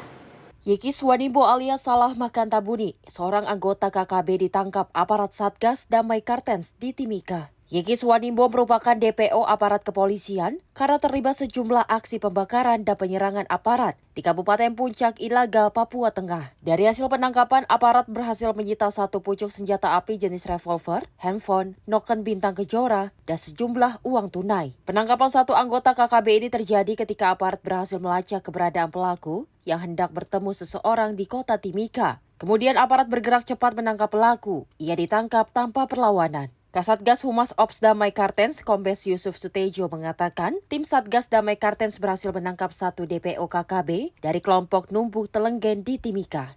Telah berhasil menangkap DPO kelompok kriminal bersenjata atas nama Yeki Swanimbo alias Salah Makan Tabuni. Dalam rangkaian tersebut, Satgas Gakum mengamankan barang bukti yaitu 1 pucuk senjata api jenis revolver dan barang bukti pendukung lainnya.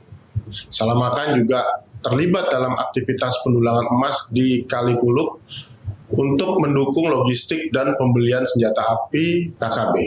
Saat ini penyidik sedang mengembangkan keterlibatan Salah Makan dalam jaringan distribusi senjata api ilegal dan pendanaan KKB lainnya yang terkait dengan kelompok Numbuk Telenggen. Dalam pemeriksaan awal, tersangka mengakui membeli senjata revolver tersebut seharga 30 juta dari seseorang warga suku Damal di distrik Tembagapura. Saat ini Satgas Operasi Damai Kartens masih mendalami keterlibatan tersangka dalam jaringan distribusi senjata dan pendanaan KKB lainnya. Pemeriksaan lanjutan akan menjadi dasar pengembangan terhadap jaringan kelompok bersenjata pimpinan Numbuk Telenggen. Dari Jayapura, Papua, Rifan Donai, Simpo TV melaporkan. Selain itu, Satgas Damai Kartens terlibat kontak tembak dengan kelompok kriminal bersenjata pimpinan Egyanus Kogoya di Kampung Pugima, Distrik Walelaba, Kabupaten Jaya Wijaya. Dalam peristiwa kontak tembak itu, pemirsa, 1 anak buah Egyanus Kogoya tewas. Inilah video 3 anggota KKB menyerang aparat dan langsung dibalas oleh aparat dari Satgas Damai Kartens. Dalam kontak tembak tersebut, 1 KKB yang merupakan anak buah KKB pimpinan Egyanus Kogoya tewas. Korban tewas ditemukan jatuh dalam jurang usai terjadi kontak tembak dengan aparat dari Satgas Damai Kartens di Kampung Pugima, Kabupaten Jaya Wijaya. Saat ini aparat masih mengidentifikasi identitas korban, namun kuat diduga korban merupakan anak buah Egyanus Kogoya yang sering terlihat dalam video yang diunggah oleh Egyanus.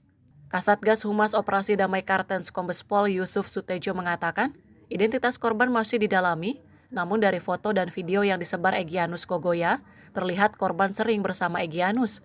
Korban juga merupakan residivis narkoba. 1 anggota KKB, anak buah Egyanus Kogoya, tewas dalam kontak tembak dengan Satgas Gakum Operasi Damai Kartens 2025 di Kampung Pugima, Jaya Wijaya, Papua Pegunungan, Senin malam 9 Juni 2025. Identitas anggota KKB yang tewas tersebut masih didalami, namun ciri wajah dan pakaian yang digunakan pada saat kontak tembak dan pada saat ditemukan identik dengan foto saat bersama Egyanus Kogoya dengan membawa senjata api laras panjang. Dari lokasi kontak tembak, aparat menyita HT, ponsel Vivo Y17, daun ganja kering. Anggota KKB yang tewas tersebut juga adalah residivis kasus narkotika. Kami tegaskan bahwa provokasi yang disebar oleh yang mengaku website TPNPB News adalah menyesatkan. Kami menghimbau masyarakat tetap tenang dan mendukung penegakan hukum demi stabilitas keamanan di Wamena dan sekitarnya. Dari tangan korban, aparat juga mengamankan 1 unit HT, 1 ponsel, dan 1 bungkus ganja kering. Diperkirakan kekuatan kelompok KKB yang terlibat dalam insiden ini berjumlah sekitar 15 orang, dengan persenjataan 7 pucuk senjata laras panjang dan 1 pucuk senjata api pendek. Kelompok Egyanus Kogoya diketahui aktif melakukan serangkaian aksi kekerasan bersenjata sepanjang tahun 2025 di wilayah Jaya Wijaya, yaitu pada 1 Februari 2025, penembakan terhadap Aibtu Syam di distrik Kurima, 17 Mei penyerangan terhadap Koramil Kurima, 27 Mei penembakan terhadap anggota Lantas Polres Jaya Wijaya, Bribka Marsidon D. Bataraja, dan 4 Juni penembakan 2 warga sipil. Aparat keamanan dari Satgas Damai Kartens saat ini terus meningkatkan intensitas patroli serta melakukan langkah penegakan hukum guna memastikan situasi tetap kondusif di Kota Wamena.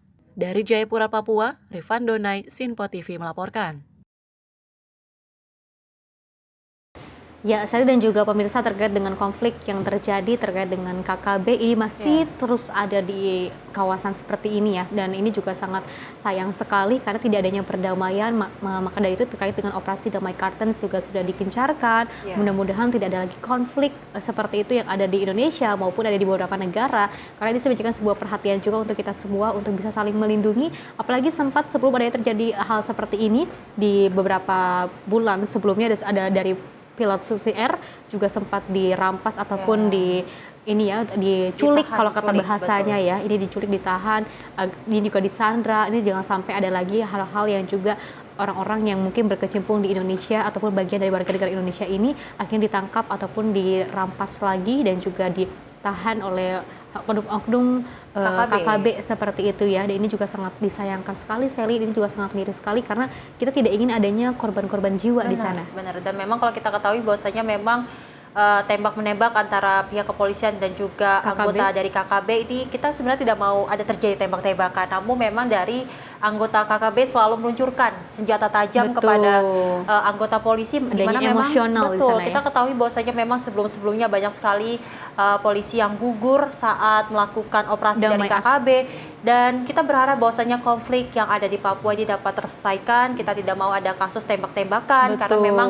nggak maulah ada korban jiwa yang menewaskan, karena tidak hanya keluarga yang ditinggalkan saja yang sedih, tapi kita sebagai masyarakat Indonesia pastinya sedih, dimana yang kita ketahui Prabowo Subianto menegaskan Indonesia adalah cinta damai. Kita berharap bahwasanya di negara kita ini juga tidak ada konflik, harus ada perdamaian antara masyarakat dan juga pemerintahan pastinya. Pemirsa, kita lanjutkan informasinya di mana Kementerian Kelautan dan Perikanan menegaskan kegiatan pertambangan tidak boleh menjadi prioritas di wilayah pulau-pulau kecil, termasuk 5 pulau di Raja Ampat. Dan eksploitasi pulau-pulau kecil untuk kegiatan pertambangan ini akan berdampak kerusakan lingkungan dan juga ekosistem pesisir.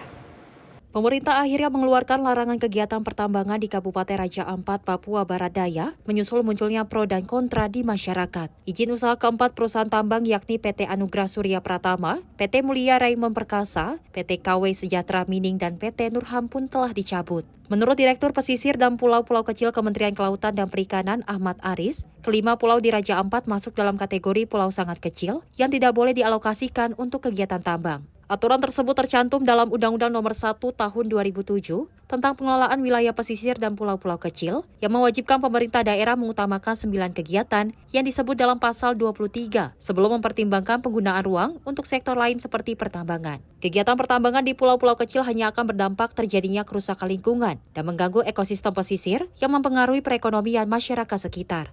Kelima pulau itu sebenarnya termasuk sebagai pulau-pulau kecil. Bahkan kategorinya adalah pulau sangat kecil, karena di UNCLOS menyatakan bahwa pulau yang ukurannya di bawah 100 km persegi atau di bawah 10.000 hektar itu namanya tiny island, pulau sangat kecil. Ya. Di dalam Undang-Undang 1 tahun 2007 tentang pengelolaan wilayah pesisir dan pulau-pulau kecil disebutkan di pasal 23 bahwa kegiatan pertambangan merupakan kegiatan yang tidak diprioritaskan. Itu artinya bahwa diprioritaskan dulu kegiatan-kegiatan selain pertambangan. Jadi di dalam menyusun rencana tata ruang, mestinya pemerintah daerah memenuhi 9 kegiatan yang ada di pasal 23 itu. Ya, setelah itu baru mengalokasikan ruang untuk kegiatan lainnya. Bahkan di Undang-Undang 27 pasal 35 huruf K kalau nggak salah, kalau nggak H, dilarang melakukan pertambangan di pulau-pulau kecil apabila secara teknis mengakibatkan kerusakan lingkungan, memberikan dampak sosial, itu dilarang. Bahkan itu sudah ada putusan MK. Agar kedepannya tidak ada lagi pulau-pulau kecil yang dieksploitasi untuk pertambangan, Kementerian Kelautan dan Perikanan akan berkolaborasi dengan Kementerian Kehutanan terkait pemanfaatan ruang. Dari Jakarta, Dio Balau, Simpo TV melaporkan. Pemirsa, dari Wakil Ketua Komisi 12 DPR Sugeng Suparwoto mengatakan pihaknya berencana akan memanggil Menteri SDM Bahlil Lahadalia dan Menteri Lingkungan Hidup Hanif Faisal Nur Rafiq. Pemanggilan tersebut pemirsa untuk membahas tambang nikel yang terjadi di Raja Ampat, Papua Barat Daya.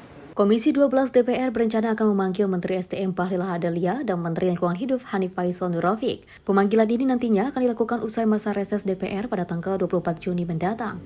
Hal tersebut dilakukan sebagai bentuk untuk membahas tambang nikel yang terjadi di Raja Ampat, Papua Barat Daya. Bahkan nantinya Komisi 12 DPR juga akan mengusulkan adanya Direktorat Jenderal di dalam Kementerian SDM. Oh betul sekali, secepatnya kita akan agendakan, bahkan ini karena sudah terlanjur kemarin itu lantas viral, lantas kebetulan Menteri ESDM berkunjung ke daerah tersebut. Sebelum itu pun kami sudah berencana karena ada aspirasi dari masyarakat sana. Kebetulan Saudara Riko Sia yang dulu Komisi 7, sekarang di Komisi 7 juga, tapi sekarang Komisi 7 kan tidak membidangi energi dan sumber daya mineral. Itu adalah anggota DPR RI dari fraksi Partai Nasdem dari daerah pemilihan Papua Barat Daya, di mana dia menerima aspirasi dari masyarakat luas di sana menyangkut 4 tambang, termasuk catatan terhadap PT GAK. Ya, ini menyangkut tentang tata kelolanya untuk diperbaiki, tetapi tidak ditolak ini PT GAK itu oleh masyarakat Papua Barat Daya ya. Yang ditolak adalah 4 tambang itu. Dan kami di Komisi 12 sejak di Komisi 7 dulu bahkan mengusulkan Kementerian ESDM itu ada Dirjen Gakum, sehingga dalam menegakkan tata kelola pertambangan itu jauh lebih komprehensif, termasuk pelanggaran-pelanggaran, ada punishment yang dilakukan secara langsung oleh Kementerian ESDM. Dari Jakarta, Farizal Gavarizkiado, Simpo TV melaporkan. Ya, ini sangat viral ya di media sosial terkait dengan hashtag selamatkan Raja Ampat. Raja Ampat maksud kami ya, ini juga harus diperhatikan sekali. Kita merasa sedih sekali memang sama-sama merasakan kesedihan yang sangat mendalam ketika tambang nikel ini harus dikeruk dengan habis seperti itu ya, sehingga menghilangkan keindahan dari Raja Ampat seperti itu. Ini juga padahal sudah diakui oleh UNESCO keindahannya oleh beberapa negara, banyak yang datang. Bahkan kita juga belum sempat untuk bisa merasakan keindahan di Raja Ampat tersebut, tapi sudah dikeruk dari media sosial, kita sudah bisa melihat perbedaannya ketika keindahan dan sekarang sudah mulai terlihat seperti adanya gersang-gersang seperti itu ya. Ini sebetulnya harus diselamatkan ya, agar tidak ada hal-hal yang mungkin jadi Indonesia tidak indah lagi. Betul, karena memang kalau kita ketahui surganya Indonesia yaitu Raja Ampat yang akhirnya dirusak oleh penambangan nikel, ini cukup menyayatkan hati masyarakat. Terlebih kita ketahui banyak sekali sumber daya alam yang memang bagus di sana, namun ternyata ada oknum-oknum tertentu yang nakal yang akhirnya merampas kekayaan alam yang ada di Raja Ampat. Dan memang dari Menteri Lingkungan Hidup telah menurunkan beberapa anggota untuk menelusuri di sana. Dan memang ternyata 4 perusahaan sudah ditahan, sudah disegel oleh pemerintah supaya tidak melanjutkan lagi aksi pertambangan ilegal mereka. Dan memang kita berharap bahwasanya pemerintah terus menindak tegas bagaimana perusahaan-perusahaan yang nakal ini yang merusak lingkungan hidup. Terlebih kita ketahui rakyat di sana sudah mengeluhkan perbedaan antara tadinya belum ada pertambangan dan sekarang sudah ada pertambangan yang sudah merusak alam di sana. Ya, pemirsa, dengan berita viral yang lainnya di mana viral di media sosial pesawat tanpa awak atau drone mengudara di atas lapas narkotika kelas 2A Bandung yang ada di kawasan Jelengkong, Kecamatan Bale Endah, Kabupaten Bandung, Jawa Barat. Dan pemirsa drone tersebut terbang di atas blok hunian para napi dan juga menjatuhkan narkotika jenis sabu-sabu. Berbagai macam cara dilakukan oleh napi atau warga binaan permasyarakatan untuk seludupkan narkotika. Di Lapas Narkotika kelas 2A Bandung, Kecamatan Bale Endah, Kabupaten Bandung, Jawa Barat, narkotika bahkan diseludupkan dengan bantuan teknologi tingkat tinggi, yakni menggunakan pesawat tanpa awak atau drone. Dalam video rekaman amatir nampak sebuah drone mengudara di atas gedung hunian para napi narkotika. Tak lama kemudian, drone tersebut lalu menjatuhkan barang yang mencurigakan. Petugas lapas pun kemudian langsung mengamankan dan memeriksa barang tersebut dan mendapati barang yang dijatuhkan dari udara itu adalah narkotika jenis sabu seberat 25 gram. Peristiwa ini pun sontak viral di media sosial. Diketahui narkotika tersebut dipesan oleh salah seorang napi dari dalam lapas bernama Alfi Muhammad dengan menggunakan media sosial. Mirisnya pelaku merupakan tahanan perkara narkotika yang sudah divonis oleh hakim. Petugas kepolisian menegaskan bahwa penyeludupan narkotika dengan menggunakan drone ini adalah modus baru. Saat ini petugas kepolisian tengah memburu pelaku yang menerbangkan drone untuk mengirim narkotika ke dalam lapas tersebut. Menemukan atau menangkap seorang laki-laki yang juga merupakan tahanan. Ini memesan narkoba ya. Jadi modusnya itu menggunakan drone. Jadi ada drone masuk ke dalam, kemudian menjatuhkan benda yang sudah kita cek benar itu adalah narkotika. Jadi pelaku ini modusnya itu memesan melalui media sosial, kemudian mengirim uang.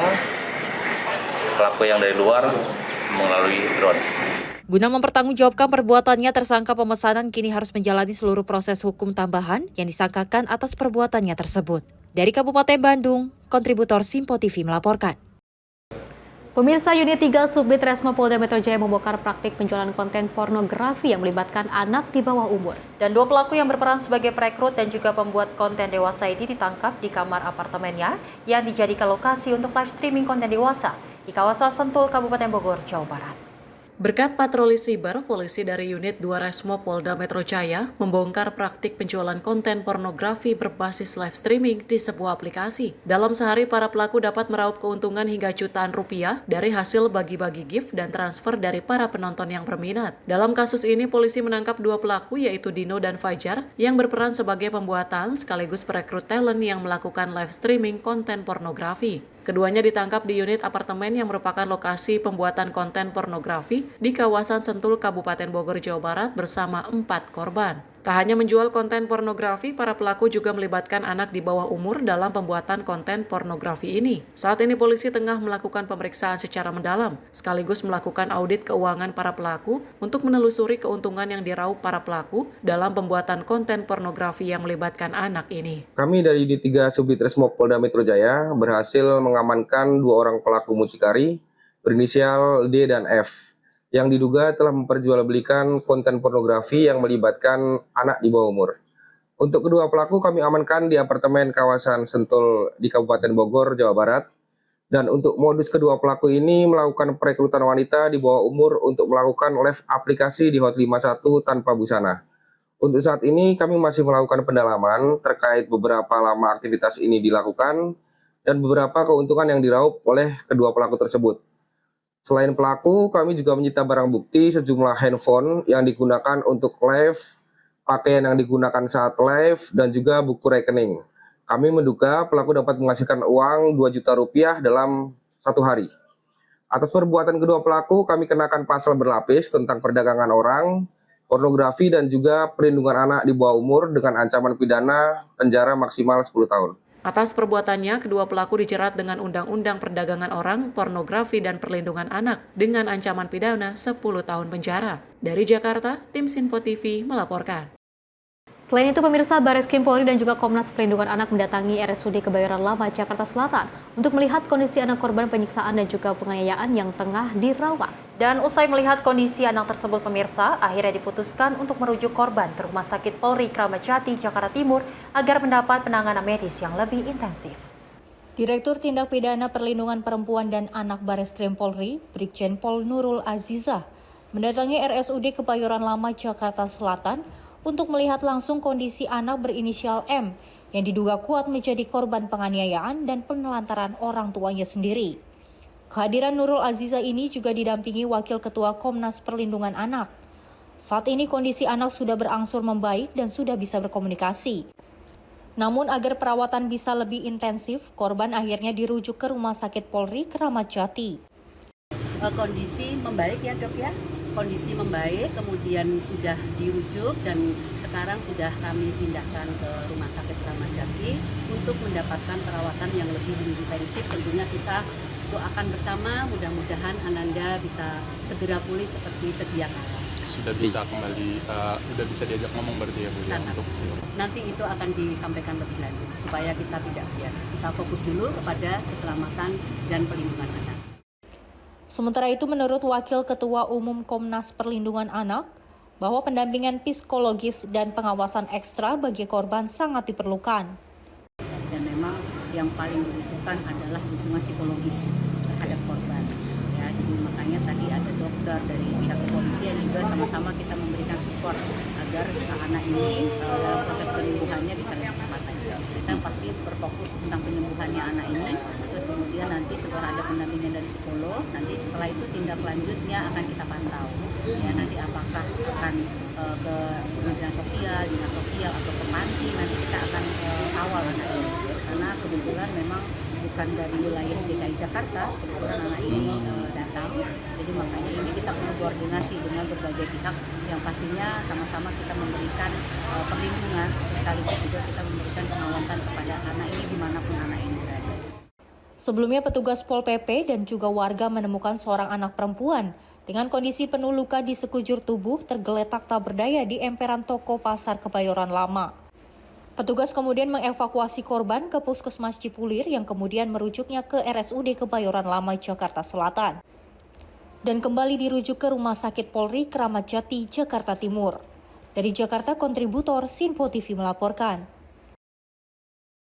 Miris sekali ya, Sally dan juga pemirsa, aksi yang dilakukan para orang tua yang tidak bertanggung jawab ini miris ketika ternyata darah dagingnya sendiri yang mereka rusak, darah dagingnya sendiri yang mereka siksa seperti itu ya, ditemukan oleh salah satu Satpol PP yang ada di Pasar Kebayoran Lama dengan kondisi yang sangat lemah, kondisi yang tidak bisa berbicara lagi, kondisi yang sudah penuh dengan lebam-lebam dan juga luka-luka. Ini sangat disayangkan sekali saya dan juga pemirsa, di mana terhadap perlindungan anak ini harus segera digencarkan kembali agar tidak ada lagi anak-anak yang merasa disiksa ataupun sangat sedih sekali rasanya kalau misalkan kita berbicara terkait dengan apalagi anak-anak yang mendapatkan perlakuan yang tidak baik, kekerasan dan juga oknum-oknum yang memang bahkan dari orang yang harusnya menjadi tempat ternyaman, tempat yang menjadikan sebuah perlindungan untuk berlindung dan juga untuk pulang, tapi dia ini akan merasakan ketakutan. Betul, karena kalau kita ketahui bahwasanya korban yang ditemukan dengan kondisi lemas di Pasar Kebayoran Lama ini cukup menyayatkan hati, terlebih ini masih usia 7 tahun Festi. Betul. Terlebih dia juga seorang perempuan dan ternyata diduga kekerasan dari yang dilakukan oleh orang orang tua, yaitu anaknya sendiri. Betul. Dan ini menjadi perhatian juga bagi orang tua dan pentingnya edukasi terhadap orang tua. Memang kalau kita ketahui banyak sekali maraknya pernikahan dini dan ini menjadi perhatian bahwasanya memang harus siap menjadi orang tua karena tidak hanya menjadi orang tua saja, pastinya pemikiran-pemikiran lainnya juga banyak. Anak. Betul, ada ekonomi, jangan sampai masalah ekonomi dihempaskan ke anak, kekesalan juga dihempaskan ke anak, korbannya jadi anak lagi. Menjadi perhatian juga pemerintah terhadap anak-anak yang memang saat ini masih banyaknya kekerasan pada orang tua. Kita ketahui bahwasanya banyak trauma-trauma, terlebih anak usia 7 tahun. Kondisi mentalnya betul, ya. akhirnya dibawa ke rumah sakit, dilarikan lagi ke Rumah Sakit Polri Jakarta Timur untuk mendapatkan perawatan yang intensif dan memang akhirnya kondisi dari anak tersebut sudah bisa berbicara lagi, sudah diajak Alhamdulillah. berkomunikasi dan memang masih dalam pengawasan pihak berwajib pastinya. Mudah-mudahan dari kasus ini bisa terus terselesaikan, bisa tahu apa jadi penyebabnya, karena mungkin memang latar belakang yang bisa melatar belakangi hal tersebut dengan teganya kedua orang tua itu melakukan perbuatan yang sangat keji seperti ini, menyiksa anak-anaknya karena kondisi mental dan juga kondisi ekonomi yang cukup sulit, tapi apapun alasannya, kalaupun dilepaskan kepada anak itu sangat tidak baik. Betul. Pemirsa, informasi menarik lainnya akan terus kami hadirkan usai jeda berikut ini.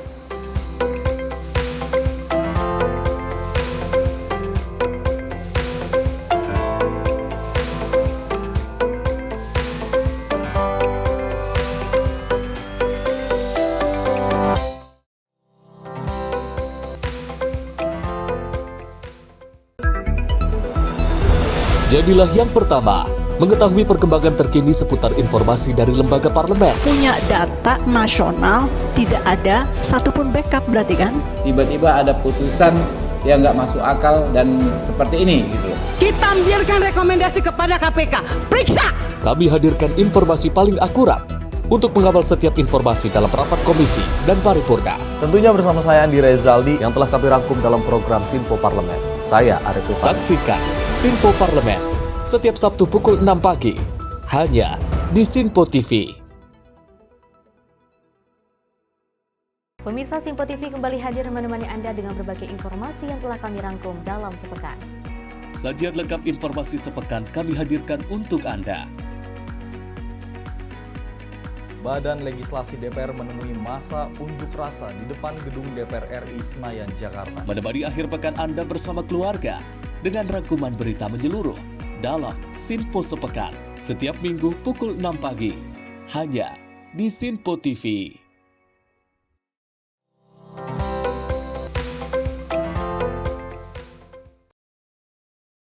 Terima kasih pemirsa, Anda masih menyaksikan Menyapa Pagi Sinpo TV dan kita lanjutkan informasinya di mana Presiden Prabowo Subianto menyatakan tidak ada bangsa yang waras yang menghendaki perang.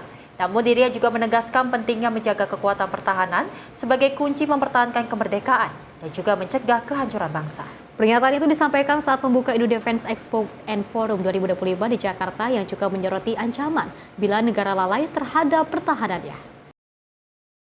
Presiden Prabowo Subianto menyatakan tidak ada bangsa yang waras yang menghendaki perang karena perang hanya akan menimbulkan kehancuran. Kendati demikian, Prabowo Subianto menekankan pentingnya menjaga pertahanan negara sebagai jaminan bagi kemerdekaan dan kesejahteraan rakyat. Ia mengingatkan bahwa bangsa Indonesia pernah mengalami masa penjajahan, di mana rakyat, budaya, dan politik nasional dihancurkan serta dikuasai oleh bangsa lain. Prabowo menyampaikan bahwa sejarah telah mengajarkan betapa pentingnya kekuatan pertahanan. Menurutnya, sejak awal bangsa Indonesia dikenal sebagai bangsa yang mencintai perdamaian, namun memiliki kecintaan yang lebih besar terhadap kemerdekaan. Ia menilai bahwa prinsip tersebut harus terus dijaga agar Indonesia tidak kembali mengalami masa kelam seperti di masa penjajahan. Hal ini disampaikan Presiden Prabowo saat membuka Indo Defense Expo dan Forum di Jakarta International Expo pada Rabu 11 Juni 2025. Tidak ada bangsa yang waras yang menghendaki perang. Perang adalah kegiatan manusia yang destruktif. Perang adalah menimbulkan kehancuran. Tapi sejarah manusia mengajarkan bahwa suatu bangsa yang tidak mau investasi terhadap pertahanannya sendiri, biasanya kedaulatannya dirampas. Tim redaksi Sinpo TV melaporkan.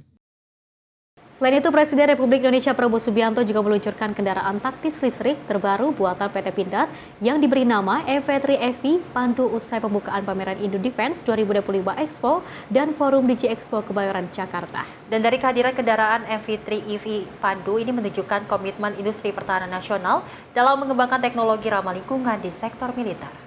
Di tengah suasana pembukaan Indo Defense, Indo Marine, dan Indo Aerospace 2025, Presiden Prabowo Subianto meluncurkan secara resmi kendaraan taktis listrik EV3 EV Pandu. Kendaraan 4x4 merupakan inovasi terbaru dari PT Pindad yang berbasis platform EV3 dan dirancang khusus untuk operasi militer dengan teknologi tenaga listrik. Dalam acara tersebut, Presiden Prabowo Subianto didampingi oleh Menko Polkam Budi Gunawan dan Menteri Pertahanan Syafri Samsudin. Sebagai simbol peresmian, Presiden Prabowo Subianto menandatangani plakat di atas kap kendaraan EV3 Pandu. Nama Pandu diambil dari tokoh Wiracarita Mahabharata yang juga melambangkan pemimpin atau perintis yang diharapkan dapat menjadi langkah awal dalam perkembangan kendaraan listrik militer nasional. Dari Jakarta, Gia Nabila, Muti Anggiani, Sinpo TV melaporkan. Wow, ini keren banget ya, salah satu alat taktis dari PT Pindad yaitu EV3 EV Pandu. Ini sangat luar biasa sekali dan juga diapresiasi oleh Presiden Prabowo Subianto karena dengan keahliannya, kecanggihannya di era digital dan juga modernisasi saat ini, tidak hanya kita mengikuti bagaimana canggihnya di negara China seperti itu ya, dengan adanya kereta percepatan, kereta cepat, kita juga sudah ada wus seperti itu ya. Jadi semuanya serba satset, serba cepat, serba taktis juga, tidak hanya dari keretanya juga yang taktis, tapi juga alat-alat lainnya juga kita akan menjadikan juga taktis gitu. Betul, memang sebagai informasi juga dari PT Pindad ini adalah anak-anak bangsa yang memang kita ketahui mobil yang dibuat ataupun yang dilakukan ataupun yang diciptakan oleh PT Pindad ini adalah buatan anak-anak Indonesia yang ternyata pintar sangat berinovasi untuk melakukan ataupun membuat sebuah mobil yang ternyata tidak kalah dengan negara-negara yang kita ketahui Cina, Jepang memiliki kendaraan yang cukup keren, teknologi yang cukup keren. Ternyata Indonesia dari PT Pindad ini dapat meluncurkan mobil yang sangat luar biasa, akhirnya dipamerkan di Indo Defense Expo and Forum 2025. Betul, karya bangsa dari anak-anak Indonesia sangat luar biasa sekali, bisa membuktikan kepada semuanya bahwa bangsa-bangsa ataupun anak-anak Indonesia ini sangat luar biasa sekali aktifnya, perannya, seperti itu ya. Dan ini juga langkah-langkah yang harus diapresiasi oleh pemerintah Indonesia. Dan pemirsa, kita lanjutkan informasinya di mana di Tipiter Padeskrim Polri ini berhasil mengungkap tindak pidana perdagangan ilegal bagian tubuh satwa dilindungi berupa sisik terenggiling. Dan atas hasil pengungkapan ini, pemirsa, kerugian negara terhadap hewan yang dilindungi ini mencapai 1 miliar rupiah lebih. Direktur Ditipiter Bareskrim Polri Brigjen Polisi Nunung Syaifuddin menerangkan, Direktoratnya berhasil mengungkap aksi jaringan pelaku penjual sisik terenggiling yang berasal dari kawasan hutan kota Garut, Jawa Barat. Nunung menambahkan bahwa kegiatan penjualan sisik terenggiling ini murni untuk keuntungan pribadi tanpa memperhatikan keberlangsungan ekosistem alam. Sisik terenggiling bernilai tinggi karena dapat digunakan sebagai bahan baku pengobatan tradisional dan pembuatan narkotika jenis sabu. Melalui pengungkapan ini, penyidik di Tipter Bareskrim Polri telah menetapkan 2 orang tersangka, R selaku penyedia sisik terenggiling dan H sebagai pihak penjual. Modus operasi yang dilakukan oleh para pelaku dengan menjual secara daring hingga mendapatkan barang melalui kurir daring. Penjualan ilegal sisik hewan terenggiling kerugian negara ditaksir sebesar 1,2 miliar rupiah.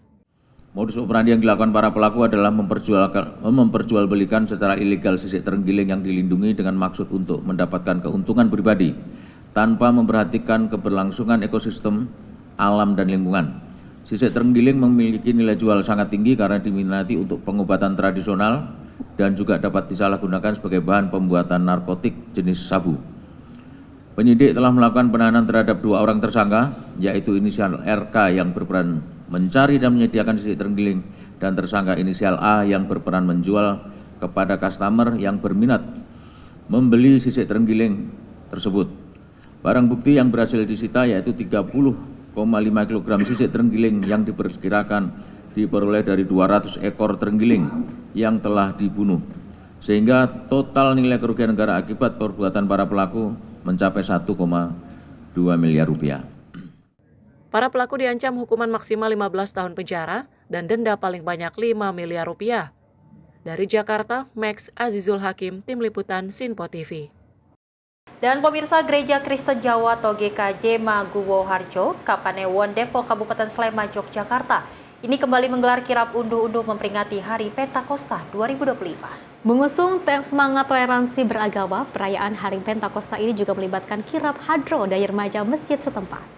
Kirap unduh-unduh perayaan Hari Pentakosta 2025 Gereja Kristen Jawa Maguwo Harjo kali ini tampak berbeda dengan adanya kelompok kesenian hadro dari para remaja masjid. Penampilan kesenian hadro ini merupakan simbol semangat toleransi beragama yang kali ini juga menjadi tempat besar perayaan Hari Pentakosta Gereja Kristen Jawa Maguwo Harjo. Adapun tema perayaan Hari Pentakosta 2025 adalah Roh Kudus selalu menyatukan, dengan harapan masyarakat bisa bersatu mewujudkan kehidupan berbangsa yang adil dan makmur. Kirap budaya unduh-unduh menempuh jarak 2 km dengan berjalan kaki, melintasi sejumlah dusun dan berlangsung meriah. Peserta kirap terdiri dari bregodo tradisional, gerobak sapi, hingga kesenian tradisional dan penunggang kuda. Tak ketinggalan pula 6 gunungan terdiri dari gunungan hasil bumi, gunungan alat tulis, dan lainnya. Adapun pesan yang disampaikan pada kesempatan ini adalah sesuai dengan tema Roh Kudus selalu menyatukan. Dialah gereja bersama-sama dengan masyarakat akan mewujudkan satu kesatuan itu dengan hidup guyup dan dalam satu kerukunan atau toleransi yang baik. Kirap unduh-unduh memperingati Hari Pentakosta ini kemudian berakhir di Kompleks Gereja Kristen Jawa Maguwo Harjo. Acara berakhir meriah dengan perebutan gunungan hasil bumi oleh ratusan warga yang datang menonton. Dari Kabupaten Sleman, kontributor Sinpo TV melaporkan. Pemirsa, demi mencapai swasembada garam di tahun 2027 mendatang, pemerintah melalui Kementerian Kelautan dan juga Perikanan akan membangun sentra industri garam nasional terbesar di Rotendao, Nusa Tenggara Timur. Dan saat ini pemirsa, kebutuhan garam nasional ini mencapai 5 juta ton per tahunnya dan diperkirakan akan terus meningkat sekitar 2% per tahun mulai 2027 hingga 2029. Pemerintah terus berusaha mencapai kemandirian nasional di sektor pangan, energi, dan industri agar tidak terus bergantung pada produk impor. Swasembada garam nasional merupakan salah satu upaya yang akan dilakukan pemerintah dalam waktu dekat dengan target yang telah ditentukan tahun 2027 mendatang. Melalui Kementerian Kelautan dan Perikanan, pemerintah akan membangun sentra industri garam nasional terbesar di Rotendao, Nusa Tenggara Timur. Sentra industri garam nasional akan dibangun di atas tanah seluas 10 hingga 13 hektar. Direktur Jenderal Pengolahan Kelautan KKP Akoswara menyebut kebutuhan garam nasional saat ini mencapai 5 juta ton per tahun dan diperkirakan akan terus meningkat sekitar 2% per tahun mulai 2027 hingga 2029. Untuk mencapai target swasembada, produksi garam nasional harus ditingkatkan secara signifikan sekitar 21% per tahun hingga 5,3 juta ton pada tahun 2029. Ada penetapan kurang lebih 10.000 hektar yang akan dilakukan nanti oleh KKP, di mana tahap 1, zona 1-nya itu akan kita upayakan selesai di tahun 2025 ini.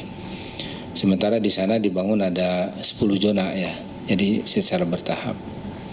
Nah, ini diharapkan akan bisa memenuhi kebutuhan garam yang selama ini terjadi gap ya antara kebutuhan dengan ketersediaannya. Kebutuhannya tahun 2024 itu sekitar 2024 ya, 2025 kebutuhannya itu 4,9 juta ton kebutuhannya. Sementara pasokannya yang tersedia ini dari industri dalam negeri ini masih sekitar 2 jutaan ya, 2 juta ton. Jadi masih kurang cukup banyak untuk memenuhi kebutuhan di 2025 ini. Pemilihan Rate Endau NTT sebagai kawasan sentra industri garam nasional bukanlah tanpa alasan. Meskipun Rate Endau termasuk dalam pulau terluar Indonesia serta jauh dari pangsa pasar, namun hal itu tidak terlepas dari Australia yang menjadi panutan dalam memilih lokasi produksi garam. Dari Jakarta, Dio Malau, Simpo TV melaporkan. Kita beralih ke informasi lainnya, pemirsa. Pelaku curanmor kepergok korbannya saat tengah membawa kabur 2 unit sepeda motor hasil curian. Dan seorang pelaku pencurian kendaraan bermotor dibekuk warga Kamal Kalideres, Jakarta Barat. Warga yang geram pun sempat menghakimi pelaku hingga babak belur. Sementara seorang rekan lainnya ini berhasil lolos dari kejaran warga. Warga Kampung Walungan Kamal Kalideres, Jakarta Barat pada Kamis pagi sontak berkerumun di rumah salah satu pengurus rukun tetangga. Bukan antre untuk mengurus keperluan surat domisili maupun KTP, tetapi berkumpulnya warga ini usai membekuk seorang pelaku pencurian kendaraan bermotor yang beraksi di permukiman mereka. Bahkan warga yang geram sesekali menghadiahi bogem mentah ke arah pelaku yang diketahui bernama Lemba berusia 29 tahun, warga Salembaran Tangerang, Banten ini, hingga babak belur. Tertangkapnya pelaku oleh warga ini ketika korbannya yang sedang tertidur tiba-tiba mendengarkan suara berisik sepeda motornya yang dibobol kunci kontaknya. Saat melihat ke jendela ternyata korban memergoki pelaku bersama seorang rekannya tengah mendorong 2 unit sepeda motor dalam kondisi sudah menyala keluar dari rumah kontrakannya. Korban yang berteriak maling sontak membuat kedua pelaku panik dan langsung berusaha kabur dengan meninggalkan 2 sepeda motor yang akan digasaknya tersebut di lokasi. Apes kabur menuju gang buntu di permukiman, seorang pelaku akhirnya dapat diringkus korban yang dibantu warga lainnya. Sementara rekan pelaku berhasil lolos dari kejaran warga. Aksi pencurian kendaraan bermotor di permukiman warga di lokasi memang kerap kali terjadi. Namun baru kali ini aksi pelaku dapat digagalkan. Awalnya saya lagi tidur tuh, ada suara ketek. Nah pas melihat jendela, ada orang lagi nuntun motor, udah hidup motornya, motor saya di luar. 2 motor, langsung diteriakin maling, lari. Kalau yang dari dilihat dari orang tua saya ngelihat, itu 2 motor yang udah dituntut sama dia. Nah saya kejar, karena dikejar. Cuma kalau saya kan fokusnya yang terdekat dikejar, nah udah dia dikejar, nah, pas masuk gang, kabur. Cuma kan kalau saya kan fokus yang terdekat, saya kejar. Motor apa bang? Motor Mio. Kalau untuk tempat ini Walungan berapa kali? Kalau di tempat saya itu udah 4 kali kayaknya, 5 kali. Guna menghindari amuk warga yang lebih anarkis kembali, pihak kepolisian dari Polsek Kalideres, Jakarta Barat langsung tiba di lokasi, langsung mengevakuasi pelaku dalam mobil. Namun lagi-lagi warga yang masih emosi berusaha memukul pelaku meski tengah dikawal aparat kepolisian. Kini pelaku harus mempertanggungjawabkan aksi kejahatan pencuriannya tersebut dan diamankan Mapolsek Kalideres, Jakarta Barat guna diperiksa lebih lanjut. Dari Jakarta, kontributor Simpo TV melaporkan. Kita harus lebih hati-hati lagi, harus lebih waspada lagi. Ini aksi-aksi curanmor ternyata masih terus marak di Indonesia, di berbagai daerah, khususnya di daerah Jakarta ini masih banyak sekali seperti itu ya. Alangkah lebih baiknya harus dikunci dengan rapat-rapat lagi. Betul. Agar tidak bisa dibobol oleh para pelaku seperti itu ya. Karena kalau kita ketahui ini sangat merugikan masyarakat Indonesia, apalagi mereka yang memiliki motor tersebut terus akhirnya juga dicuri oleh pelaku-pelaku nakal yang tidak bertanggung jawab. Dan meskipun memang ini juga harus ada himbauan kepada warga ataupun masyarakat Indonesia, meskipun kita melihat ada para pelaku dari curanmor ini, alangkah lebih baiknya tidak mengambil apa maksudnya mengambil hakim sendiri seperti itu ya, karena kalau kita ketahui kan lebih baik ini diselesaikan dengan baik-baik, cukup ditangkap saja, diberikan penjelasan dan juga diserahkan ke pihak kepolisian. Betul, memang ada aja akal dari para pelaku, padahal kalau kita ketahui di rumahnya sudah ada kamera pengawas CCTV, namun pengamanan. Tetap saja ingin merampas 2 sepeda motor milik korban. Untungnya memang korban ini sempat mendengar gerakan dari para pelaku yang memang akhirnya ini mau mengambil 2 sepeda motor, dan dari 2 tersangka tersebut memang sudah 1 diantaranya tertangkap basah oleh warga dan akhirnya jadi bulan-bulan warga dan menjadi perhatian juga bahwa saya memang kalaupun ada pelaku yang ditangkap, alangkah baiknya warga bisa langsung membawanya ke pihak kepolisian agar diselesaikan dengan baik-baik, tidak dengan kekerasan, dan memang kita berharap 1 pelaku lainnya ini bisa ditangkap agar tuntas segala aksi curanmor yang ada di Indonesia. Betul, tetap hati-hati, tetap waspada karena kita tidak tahu kejahatan bisa datang di mana saja.